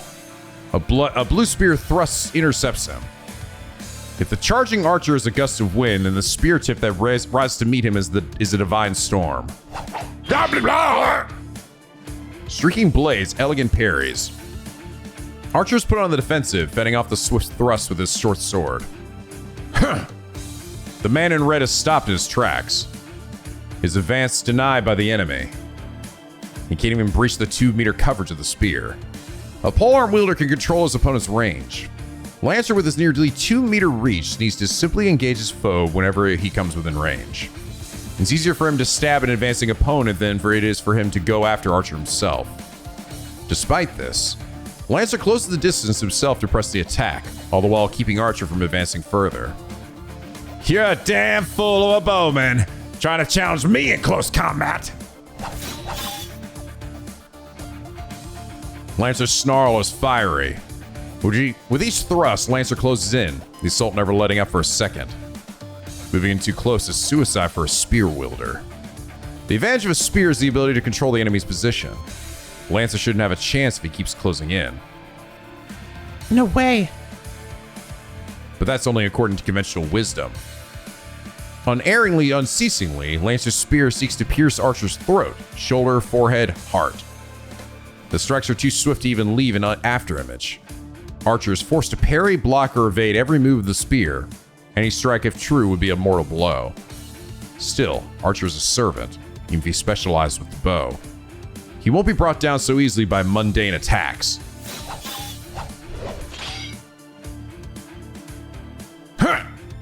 The thrust at his forehead is quickly batted aside, and Archer renews his charge in spite of Lance's spear. One might think that swordplay is all there is to Archer's attacks, but he's exploiting a weakness of spear attacks. Against the spear's considerable reach, neither retreat nor evasion are viable defenses for long. A half-hearted withdrawal isn't enough to get out of range, while probing attacks will lead to evisceration. A reckless charge will similarly end in impalement at the edge of the spear's range. Archer and Lancer have more or less the same physical stature. Without heavy armor, it's difficult for Archer to penetrate the lethal storm of Lancer's attack radius. But Lancer's strikes are a different story. The high-speed thrusts intended to pierce vital points are indeed terrifying, but each strike has a set trajectory and target. If one can predict these, then there are ways to avoid harm. Just as Archer is doing, one can block the strikes aimed at vital points or just barely evade their arcs to create safe openings. Lancer probably underestimated him as a ranged specialist. The advantage of a long weapon is the generous range in which one can engage the opponent. By giving that up, Lancer has assured his Shupo! Ah! Land it! The man in red stops in his tracks. I watch a nightmare unfold, as if time is rewinded. Lance's attacks become even faster than before. Well, holy shit! Archer's short sword is knocked aside as he twists to avoid being skewered. Lancer's spear doesn't allow retreat. Or rather, his endless attacks are so fierce and sharp that even servants are doomed against them. We were the ones who underestimated our enemy. That servant, that Lancer and his spear can't be described in mundane martial terms. Who could possibly survive such a relentless barrage? Archer beats a desperate retreat while parrying strikes, creating slightly more distance between the fighters. In that moment, Lancer steps into the gap and unleashes an even more ferocious attack. The storm of attacks is a little different from what he's already been doing, but their execution is truly godlike. They've already clashed 10 times. No, it's actually several times more than that. The torrent of spear strikes increases again in intensity and number, threatening to take Archer's life 1,000 times over. It isn't even a change in speed, but in precision. At a steady pace, Lancer's spear comes down on Archer like a waterfall. How can Archer get inside his guard? With such a short weapon, all he can do is defend against the spear. He has no way to close in on Lancer. In fact, he's being forced backwards. The steel vacuum stretches out. I should be backing Archer up, but the right words die in my throat. My magecraft isn't easy to aim precisely. I risk hitting Archer too if he can't get far enough away from Lancer. Meanwhile, Lancer's advantage will only deepen. And to be honest, I'm captivated by their duel. It's so fucking beautiful. These two hot-ass dudes. So this is a battle between servants. The Holy Grail War is a battle between familiars of the highest order, heroic spirits, beings that we mages can't begin to approach. Servants. Familiars divided among 7 classes and roles serving 7 masters. Supreme Familiar is called forth by the Holy Grail itself. Familiar is really a misnomer for them. Familiars are supposed to be subservient minions who act on behalf of a mage. Normally you'd imagine something like Puss in Boots, an elegant white bird, or a disobedient black dog, something like that. Those sorts of familiars are what a typical mage can manage to command. Familiars are just that, from the Latin for a menial servant. It's inconceivable that a mascot used for menial labor would be stronger than its master. Servants are a different story. They're quite literally the most powerful examples of humanity. Even the 5 magicians wouldn't be able to control them. It's difficult to summon a servant, but not because servants are more powerful than mages. Servants are beings that surpass magecraft itself. To be clear, servants are heroes of the past. Myths, legends, fables, histories. We call the glorious superhumans from our traditions heroes, whether the tales are true or not. And there you go, whether it's real or fiction. Immortalize what humanity says about them, they cease to be merely human after death and ascend to something greater. People who work miracles, who save the multitudes, who accomplish great feats, are elevated to the status of heroes, either in life or after death. They become a type of elemental we call heroic spirits, guardians of the human race. It doesn't matter whether they are historical people or characters from mythology. Heroes are created by the thoughts of the people. We imagine them as the idols we wish they were and treat them as if they were real. Objective truth is irrelevant. Fame and faith are sufficient to give form to these legends. They're humanity's ultimate ideals, the greatest among us. That's what it means to be a hero in a heroic spirit. Even if it was just some shit I fucking made up. You know what that actually means, guys? That technically, it's not impossible that Goku could just show up here, okay? And fucking nuke the entire goddamn planet and everyone on it. Naturally, it's impossible for a human to control something greater than human. What mages usually do is borrow a portion of their power and imitate their feats. Summoning a complete heroic spirit is simply impossible, yet the Holy Grail makes it possible. It allows us to summon these spirits in the flesh and even bind them to our command. The sheer absurdity of it proves the Grail's omnipotence. Like, it's so fucking crazy that only a Holy Grail could do it. That's how heroic spirits are summoned from across time, whether from the age of gods or as recent as a century ago. The 7 heroic spirits serve and protect their 7 masters, and each master sends their servants out to defeat enemy masters. It's a death match between heroes of every age and every land. That's the story behind the ritual we call the Holy Grail War. Anyway, back to this shit. Of course, there are limits to what the Grail can do. Even the Holy Grail can indiscriminately summon mythic beings akin to elementals. Just as a form created by the people is required to materialize the 6th theoretical factory known as demons. Heroic spirits need a material form to operate in this world. This is their temporary label, and the way they are allowed to exist in this world. The Holy Grail provides vessels that heroic spirits can easily materialize in, called classes, and only heroic spirits that fit these classes can be summoned. A class is like a passport that lets a heroic spirit visit the modern era to act as a familiar. It is a material vessel that they can temporarily possess. There are 7 masters and 7 heroic spirits to serve them. Each is assigned one of 7 classes. Hey, here we go. Saber, the Knight of the Sword. Lancer, the Knight of the Spear. Archer, the Knight of the Bow. Rider, that's right, Rider, the Cavalier. And then Caster, the Mage. Assassin, the Silent Killer. Yeah, that's right. Remember the assassin guy was that weird fucking, like, he had like weird octopus hands or something in Fate Samurai Remnant. Berserker, the Mad Warrior. Berserker was that one dude that just, I had to fight that guy so fucking many times. Big, angry, pissed off dude. It's like the fucking Hulk. I don't think he also talked. He just like screamed. He was like Broly. Only heroic spirits with attributes corresponding to the 7 classes can be summoned to the modern world, and they become servants whom the masters command. Actually, technically, was that even one of the major ones, though? Like, it was a little like... Because there was, like, technically, like... There were the 7 masters and 7 servants, but Fate Samurai Remnant also had, like, a bunch of, like lone servants, too, that were just, like, random dudes going out and stuff. Like, technically, I think the Lancer, Kukulan, right, was one of those. He wasn't actually like technically one of the major players. He was just like a guy, you know? And he ends up like, quote unquote, joining your party. Only heroic spirits with attributes corresponding to the 7 classes can be summoned to the modern world, and they become servants whom the masters command. That's the servant system. Humans summon and make contracts with heroic spirits beyond our ability to handle, all in hopes of winning a miracle beyond our ken. I wonder what Rin wants exactly for her wish then, you know? Do you want to wish her dad back from the demon dead? It's the greatest of battles that can only happen here in this land, like no other Holy Grail War. Still going. The duel reaches an even higher pitch. The short sword goes flying from Archer's hand after blocking one of Lancer's strikes. Lancer's skill is consummate.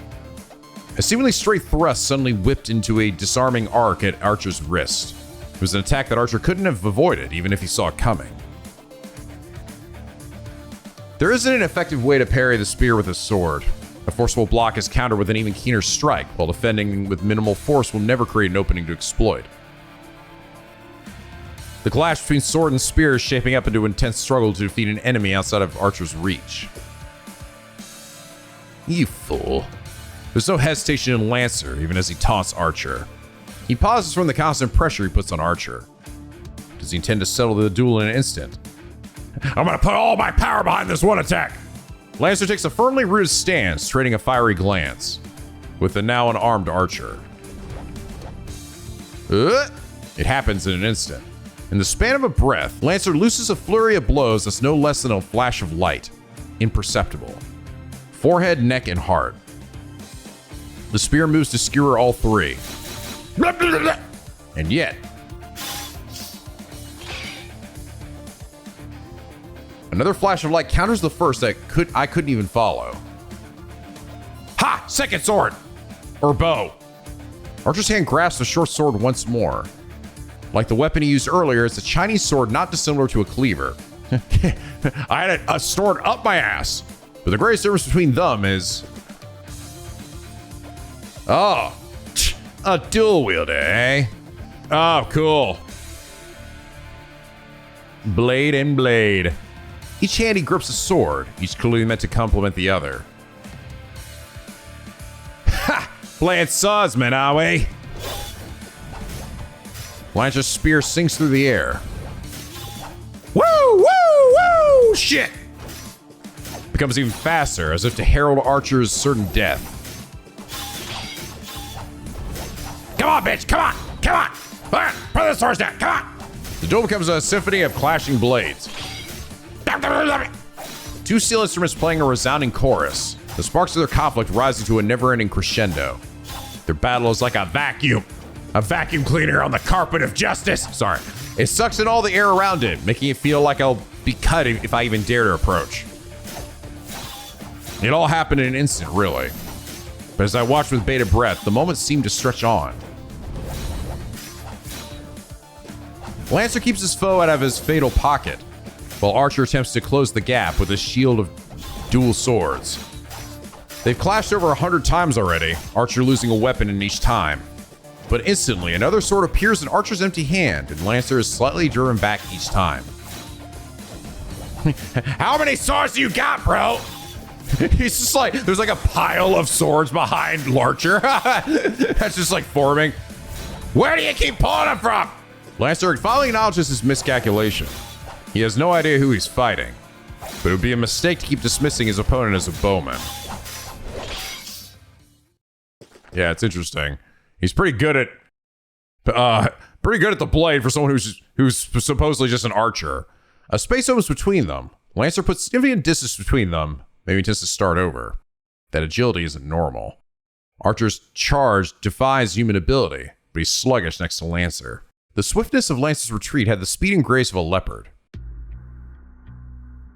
27. I've disarmed you 27 times. You still have more. Lancer sounds irritated. Actually, he sounds more confused than upset. I feel the same way. According to my father, servants typically only have one weapon. They're supposed to be singular relics of unimaginable power, not expendable items to be drawn over and over like Archer's doing. Is he whipping arrows out or something? Are these just like really big arrows that he's like using as swords?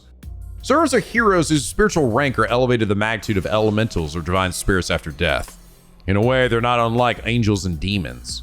They're powerful familiars on their own, but their greatest strength is the mighty weapons that prove they're heroes. We call these magic items noble phantasms. That's right, that is what those were called, yeah. They are the favorite weapon or armor that a servant used while it was a living hero, and it's literally the servant's secret weapon. To a servant, a noble phantasm is a one-of-a-kind armament. It's the servant's indispensable ultimate weapon as well. The same goes for Lancer's spear. It can exhibit its power as a noble phantasm if he so chooses.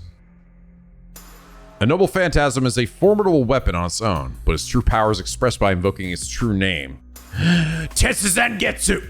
Heroes' weapons are known to have slain dragons and gods to have conquered the earth. Servants activate noble phantasms with their own magical energy. Hey, I see a typo. Noble phantams. It's not unlike magecraft, actually. Servants use their noble phantasms as catalysts to recreate the destruction from their legends. A noble phantasm is most certainly not a disposable tool. Archer has produced dozens of swords by now. Each seems like a masterwork unto itself. They surely can't be his noble phantasm. He's an archer, after all. His secret weapon must be some kind of bow. What's the matter, Lancer? It's not like you to be so cautious. Where did all that fire go? Sneaky bastard. Think you can bait me like that? The cause of Lancer's irritation is obvious. Lancer's been fighting as a spearman, while Archer's been fending him off as a swordsman. Meaning that Archer hasn't revealed his cards yet. That must be frustrating to deal with. Fine, then let me ask you this. Which land are you a hero from? I never heard of a bowman who's also a dual-wielding swordsman. It's easy to tell who you are, though. They say that only the swiftest heroes are chosen as Lancers, but you're outstanding even among them. There can't be 3 spear wielders as fine as you in the world, and only one has such bestial agility. Oh, well said, Archer. For a moment, the bloodlust is so strong I forgot to breathe. Lancer's arms move.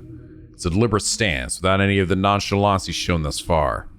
His spear tip dips as if to puncture the ground, but Lancer's eyes bore straight through Archer.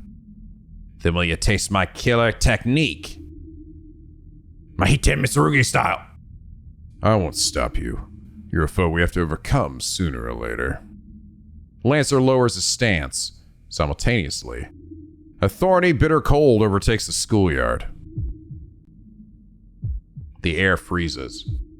I don't mean that metaphorically, it's literally ice fucking cold. All the mana in the atmosphere freezes solid. Only the warrior Lancer is allowed to breathe in this space. The spear in Lancer's hands is undoubtedly magical. His true form eager to burst forth. Oh no. He's gonna die! I don't know what kind of noble phantasm that is, but Archer is finished. It's the first time I've had this kind of premonition. And as hard as it is to believe, I don't doubt it for a second. If Lancer unleashes his spear, Archer will die. That's absolutely certain. As Lancer says, his spear means death. Ah! Archer will lose. Lancer will stab him through the heart and he'll die. Despite that, despite these premonitions, despite this insight, I can't even help Archer. I feel like if I so much as lift a finger, it'll signal the beginning of the end. If there's a way to prevent Archer's death, then it could only be... Who goes there? The sudden appearance of a third party whom we've all overlooked. Suddenly... Huh? Lance's ferocity disappears. I hear the sound of someone running away. From behind, I can clearly make out a school uniform. A student? Someone was still on campus? Apparently, and it saved our lives. Archer answers coolly.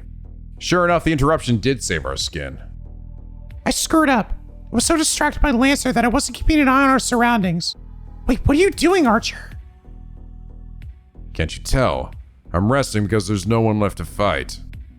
That's not what I mean. What about Lancer? He went off to chase the witness, probably to get rid of them. For a moment, my thoughts grind to a halt. After them, Archer. I'll catch up. Archer pursues Lancer immediately. Damn! Damn it, I'm such a dummy. I curse my own negligence. It's standard mage policy to eliminate witnesses. Until now, I've been careful not to allow anyone to see me as a mage to avoid that scenario. Why'd it have to happen today of all days?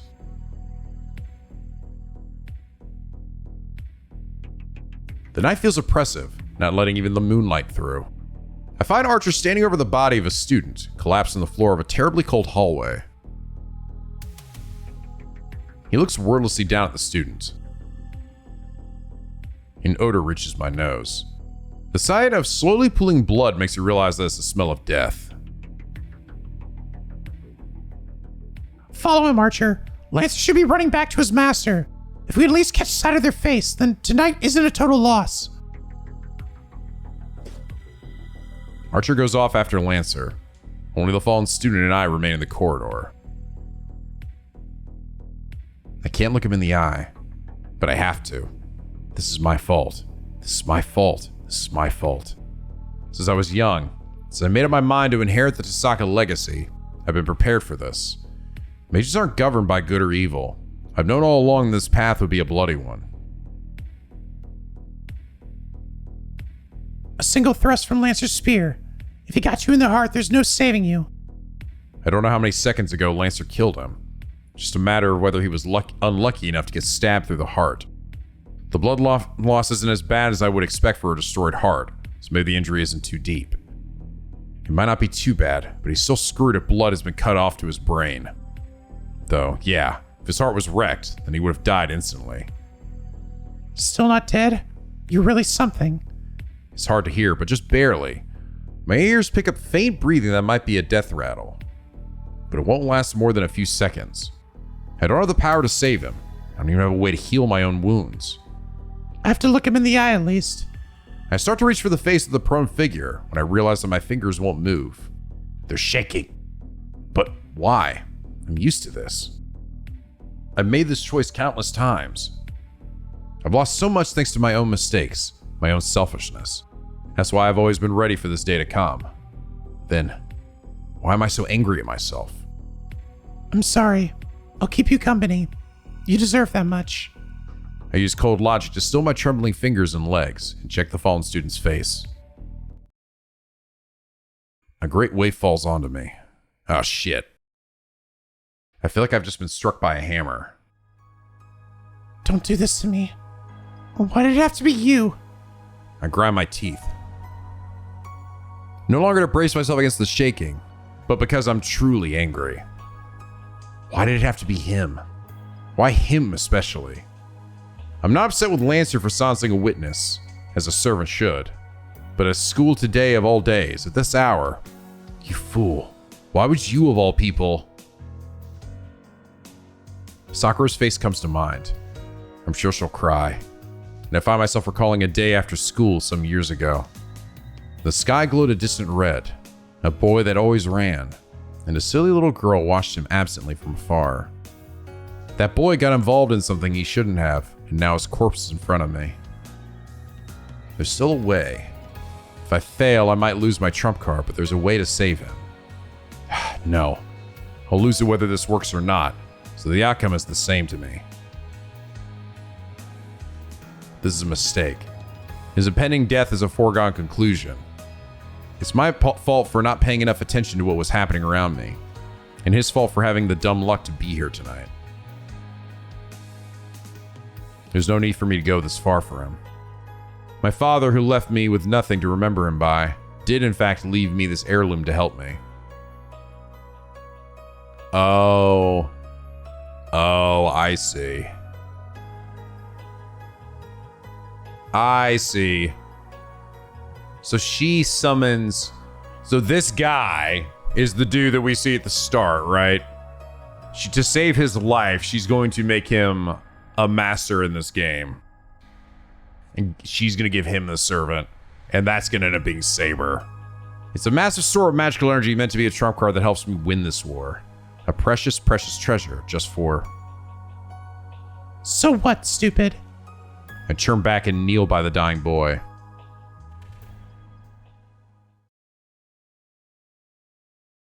Well, that's that. The pendant in my hand gets lighter. My father's keepsake is nearly empty. With a clink, I drop it on the guy who was a second away from becoming a corpse. Nothing else I could have done. There really was no other way. I don't have the power or skill to bring someone back to life, especially not someone who, with a destroyed heart, damaged blood vessels, and a brain death mere seconds away. All I can do is patch up his missing parts with brute force. You're lucky to still be breathing. If you were totally dead, then there would have been no bringing you back with any amount of magical energy. Okay, so he's not made a master or sir. So he's being instilled with like a whole bunch of magic energy or something? But if he's still alive, then I just need to help him the best I can.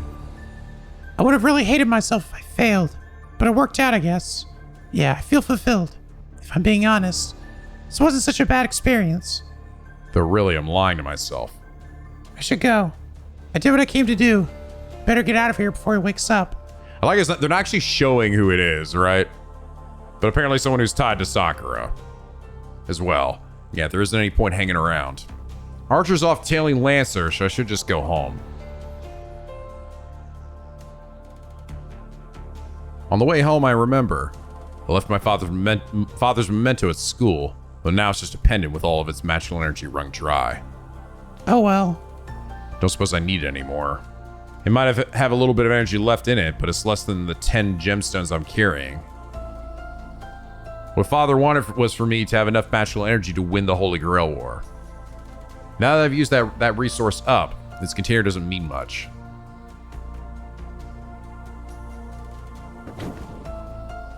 I arrive home without announcing my return and plop down on the sofa. Archer still isn't back yet. I heave a tired sigh and listen to the clock tick for a few minutes. I need to get my head in the game. After a battle like that, what am I even spacing out for? I jump to my feet and make some black tea. I have plenty to think about. The servant we encountered most of all. I finally watched a battle between servants, which until today, I'd only known about through books. Lancer, huh? I panicked when he seemed about to use his noble phantasm, but at least it would have let us learn who he is.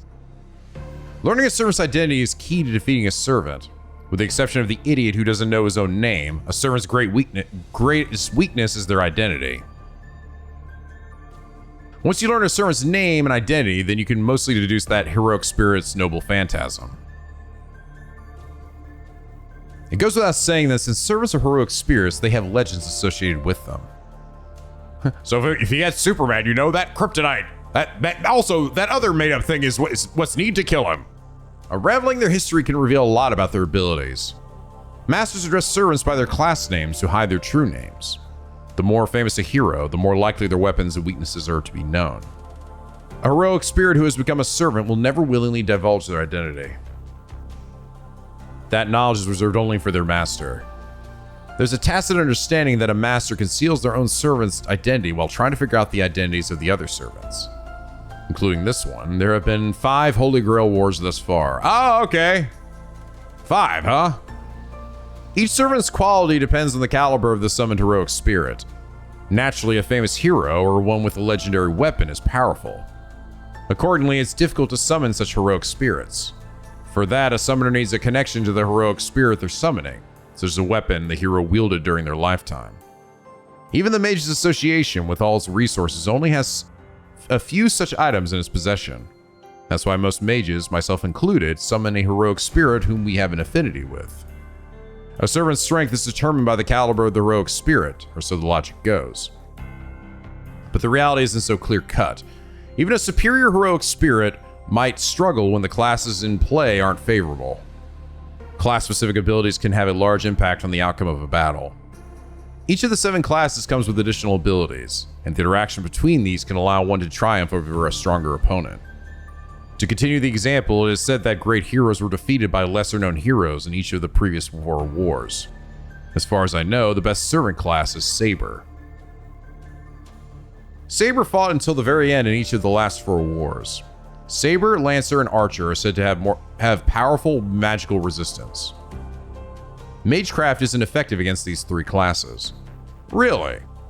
After all, they're warriors from ages of myth and legend, when magic was still prevalent. Spells cast by modern mages would probably fizzle out on contact.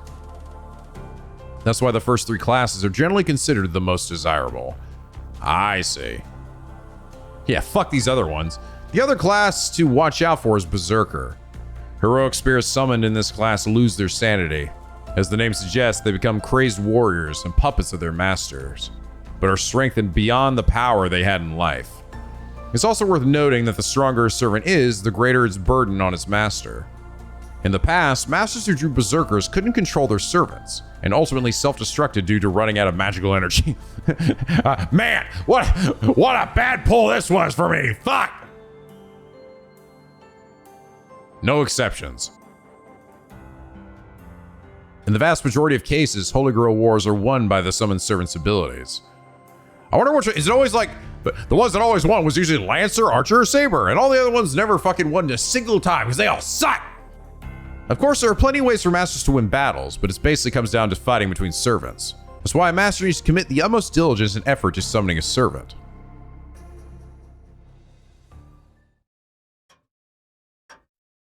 Discontented, I decided to come up with projections for the battles to come. Before long, it's 11 p.m. Yes, I fixed the clocks already. Archer comes home. Welcome back. How did it go? Sorry, I failed. His master must be a cautious one. I was at least able to tell that Lancer's master isn't on the side of the city. Figures. Lancer was all alone. His master didn't seem like the type to show themselves. I see. Well, we knew it wouldn't be that easy. Everything can't go according to plan. So there's no use worrying over it. I'll just give up and treat tonight as a learning experience. You seem dispirited, Master. What happened to all of that combativeness? Don't tell me you're cowed after a single skirmish. If you order it, I can go back out right now and re-engage Lancer. Archer doesn't say it, but I can tell he thinks that's the right course of action. Oh. I must look pretty depressed right now, huh? That's not it at all. I'm not going back out there because I don't want to waste the effort. Waste what effort? The masters aren't all accounted for yet. Tonight's fight was unavoidable, but we're not supposed to fight until the signal to start the war. Father told me that's a rule of the Holy Grail War. I see. So your father was a master too. Archer nods in understanding. Actually. He's making a rather mixed expression. What? You got something to say to me? Yes. I forgot to ask you something. Rin, you've been raised from a young age to be a master and followed that lifestyle accordingly, yes? That means you always expected to become a master. Of course I did. Some mages are appointed as masters, but it doesn't work like that for me. I'm a Tasaka. Winning the Holy Grail War has been our goal for generations. Oh, and they've just never done it? That makes sense. So you already had an objective in mind. That's what I wanted to ask you about. I need to know my master's wish before I offer my sword in service. Yeah. So Rin, what is your wish? My wish? I don't really have one. What? Aha, Archer's making a funny face. That can't be true. The Holy Grail War can grant any wish. Mages only become masters to obtain the Holy Grail. So what do you mean you have no wish? Archer drops all pretense. Ah, right. Once the Holy Grail is won, the victorious master's wish has nothing to do with the servant. But that's weird. Father mentioned that servants have their own wishes too, but that's their own business. It shouldn't matter to Archer whether or not I have a wish. Fine. Since you don't have a specific wish, what about a general one? Like conquering the world, for example. Why? The world already belongs to me. You know, Archer, the world is just a set of values that revolves around yourself. I've had that ever since I was born. I don't need to take over something that's always been inherently mine. Archer looks at me with a strange expression. Man, he's stubborn. I don't believe you. The Holy Grail has the power to grant wishes. You can obtain anything you want in the material world. How could you not desire anything at all? World domination sounds like a pain, and I wouldn't know what to do with it. Not everyone looks at things the way you do, you know? I'm having trouble understanding this. What do you fight for? If there's a fight to be had, I just want in, Archer. I'll take whatever I find along the way. I don't really know how the Holy Grail works, but if I find that there's something I want, I can just use it on that. Not all people live to acquire things, you know? Meaning? That's right. I'm just fighting to win. Wow, really? Archer sighs and shrugs. Maybe he's fed up with me, but he finally relaxes. I give up. You truly are fit to be my master. I don't know how to respond to comments like that, so I wish he'd stop making them. Huh. Servants may not have the right to choose their masters, but what makes you think I'm worthy of you? Do I need to spell it out? It's because you are, without a doubt, the strongest master. I don't need any other reason than that. Oh, well, thanks. That doesn't sound like flattery coming from you. I turn away to hide my embarrassment. Archer usually acts like a smartass, so the sincerity is blindsiding me. Admittedly, I'm happy he feels that way. I've come to trust him, and he's come to trust me. I don't think this mutual sentiment is a bad thing. I suppose we should take a breather then. The seventh master is yet to appear, but it might not happen right. Wait, Rin, what happened to your jewelry? My jewelry? Oh, you mean the pendant? I forgot it back there.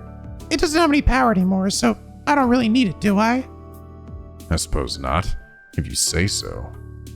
Yeah, It's a keepsake from Father, but it's hardly the only memory I have of him. Don't say that. You don't always have to act so strong, Rin. As he nags me, Archer holds out the pendant I left at the school. Ah! Got it! Bitch.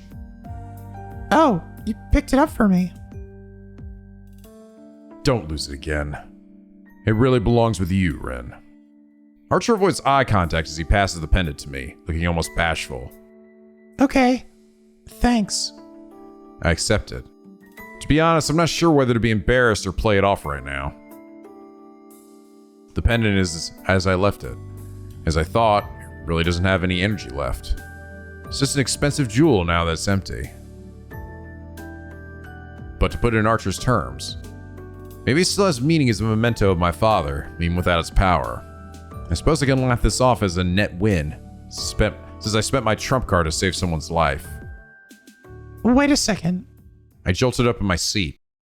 I wasn't thinking straight while I lamented what I lost, but as I pull myself together, it strikes me. He saw us, so I ought to alter his memories. Meanwhile, Lancer prioritized eliminating witnesses over fighting us. Lancer's thinking should reflect that of his master, which means if a master who went out of their way to kill a witness finds out that he survived, They won't let him live. I stand up from the sofa. It's already been 3 hours. I might not make it in time.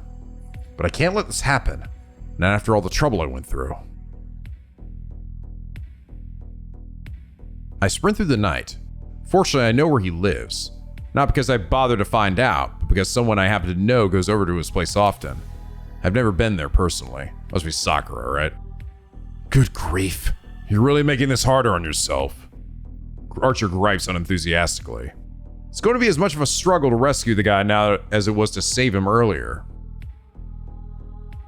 Yeah. Okay. And this is where he summons his servant, somehow. It's midnight. The sky is shrouded in clouds. I arrive in an old samurai estate. The building closest to the outside shows no signs of life. There aren't many neighboring houses, so it's unlikely anyone would come even if they noticed something was amiss. My breath mists white. The wind picks up. It must be pretty strong because the clouds are starting to move. I find myself trembling despite the temperate Fuyuki weather, and a chill runs down my spine. People call Fuyuki a warm place, but you can feel the winter chill from the hilltops. The air is bitingly cold. The chill presses in and makes it hard to hear. In the midst of this air that seems conquered by the cold, I keenly sense the enemy. He's here. The Lancer from earlier. I bite my lip. Something's on the other side of the outer wall. Lancer must have already infiltrated the house, waiting for his witless owner to come home to his death. We'll just have to jump over. I'll think about what happens when it happens. Just as I'm about to order Archer to go in. Whoa! A flash. From the house emerges a radiant white light bright as the sun. His presence is all-consuming. The power radiating from Lancer is being washed away by the newcomer's even greater aura. Yeah, it is. It is. So somehow then he uses that energy to summon his servant. An instantaneous explosion of ether gives the spirit physical form, and the summoned being overpowers Lancer. No way. All I can do is whisper in awe, but the truth is staring me in the face. As if to prove the point, Lancer bounds over the wall, fleeing the compound. Hey Archer, is that one of your hypotheticals? Perhaps, but now all 7 of them are here, Rin. Archer is calm. Meanwhile, my rational thought goes flying out the window. What happens next should have been obvious, but I'm not thinking straight. There's a strong gust of wind. The clouds cover the sky like an umbrella. Darkness shrouds the lightless outskirts of the town. A servant leaps over the wall and lands gracefully, like an unworldly bird. Archer reacts. I fail to even twitch in response. That's my fault. The fight ends before even a second passes. 1 second might be a brief instant to me, but it's a massive opening to a servant. A bladed wind closes in on me. Ah! Huh? Archer? Archer lunges in front of me. while the servant cuts him deeply. It really was just an instant. Is Archer, who so gracefully fended off Lancer's brutal assault, going down in one hit? Vanish, Archer! I made it in time. Before the servant's next stride takes off Archer's head, I force him to retreat. Pain throbs in my right hand. Because it was such an extreme order, I used up one of my command spells. Oh, fuck, really? Wow, really? Damn. Wow, so she's already down to 1? Well, that sucks. Now I only have 1 left, but this is for the best. It's worth losing a command spell or 2 to make sure Archer doesn't die. Without skipping a beat, the servant comes for me next. Don't underestimate me. I pull out a wind-imbued topaz and feed magical energy directly into it without any extra steps. It's a cluster of wind spells that I've been feeding into it day after day, and they're enough to blow away a house or 2 without leaving a trace. This is one of the 10 jewels I've been building up for the last 17 years. That's skipping a single day. Even if I can't beat this thing with it, it should be enough to slow... Or not. It didn't work at all. The moment it touches the servant, what ought to have been a tempest that would hew apart anything in its path disappears like a simple stage magic trick. And that's because she's a saber and she's resistant to magic, right? What terrifying magic resistance. Are you telling me that a mage doesn't have enough magical energy to hurt this servant? Oh no. My magecraft doesn't work, and I've lost Archer's protection. I have no way to stop this servant. Even if I barely manage to dodge the first attack, I'm finished. I look up at the night sky. In it, I imagine a ruthless reaper coming for me, sprawled pitifully on the ground.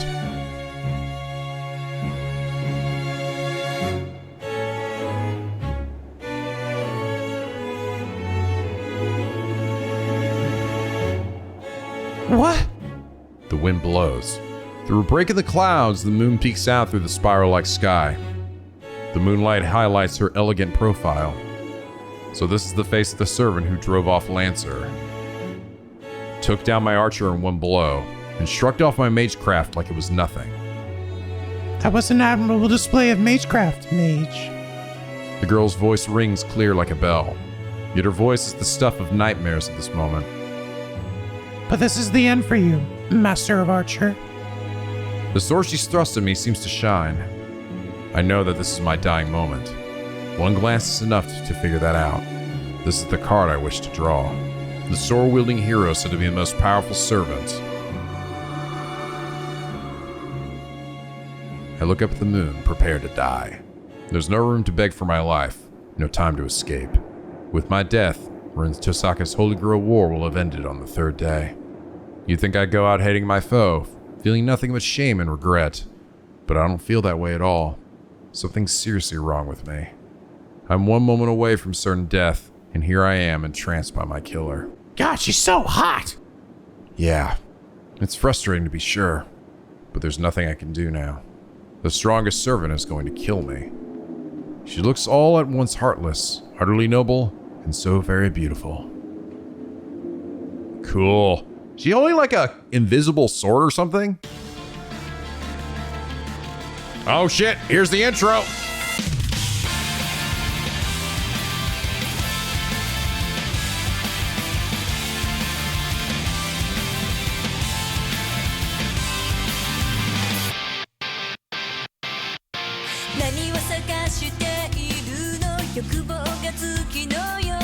Gotta have her anime intro.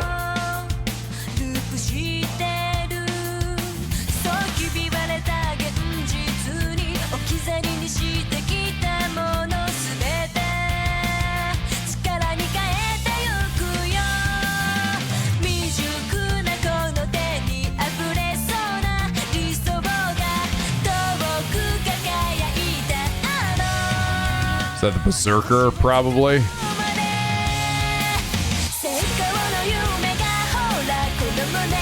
Cool.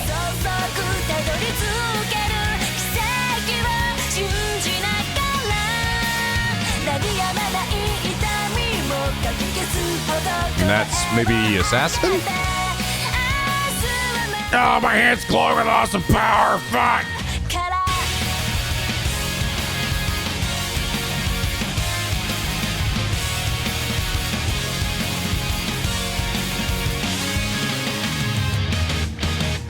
There's that guy again. All right, hey, we did it. There we go. That's what, oh, fuck, don't do it again. There we go. All right, now we're caught up. So that was the part I had to skip over to get to essentially the actual title screen. So I think that was the end of the prologue. Wow, cool. Very cool beginning to the story though. Holy shit. They did a good job of explaining all of like the nuances and stuff to this like Holy Grail War and like, but like didn't like just dump it all there. Like they've been slowly spreading the information throughout the prologue. It was very well done. I am also wondering how the hell is Rin's gonna survive that. I guess he's, I mean, I don't know, maybe if I had to guess, I'm gonna bet then her master will come out and be like, you know, don't kill her, because otherwise, shit, she's not gonna be around very long. But you see what I'm talking about? Look how many fucking message boxes I had to fucking mash through, okay, to get to my fucking title screen, even after last episode. Can you even imagine how sore my thumb was? All right, but this is where the game really begins, right? The story really takes place, so I'm interested. I'm curious. I'm curious if it's gonna be like hopping perspectives here or something, or am I always gonna be for Rins, or how's this shit gonna work? I don't know. I am very curious. But anyway, guys, I hope you all enjoyed this episode or are as excited as I am. If you are, please do leave a like and a favorite. It really does help me out. And subscribe if you're not already. Become a picky penguin aboard the SLP, where the days are always sunny and the vids are always funny. And as always, guys, till next time, stay classy.